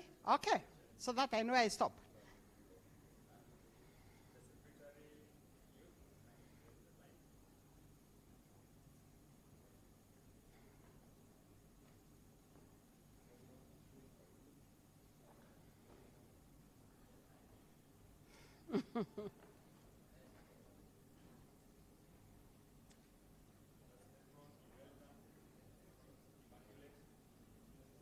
Immaculate Male Mohammed. Okay.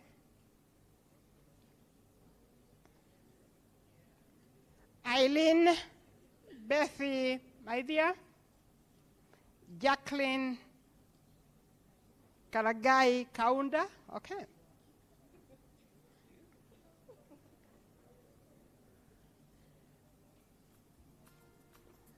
Up to Kaunda.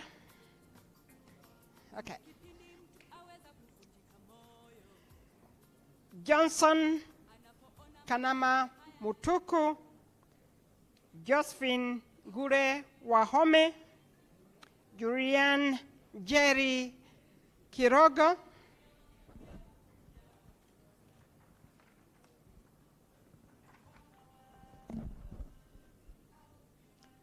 Kevin Wahure,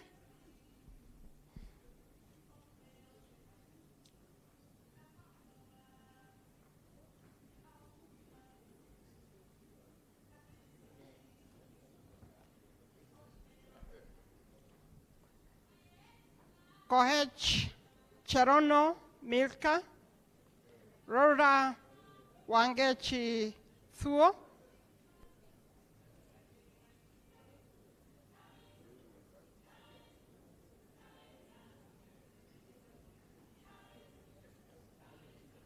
Maiga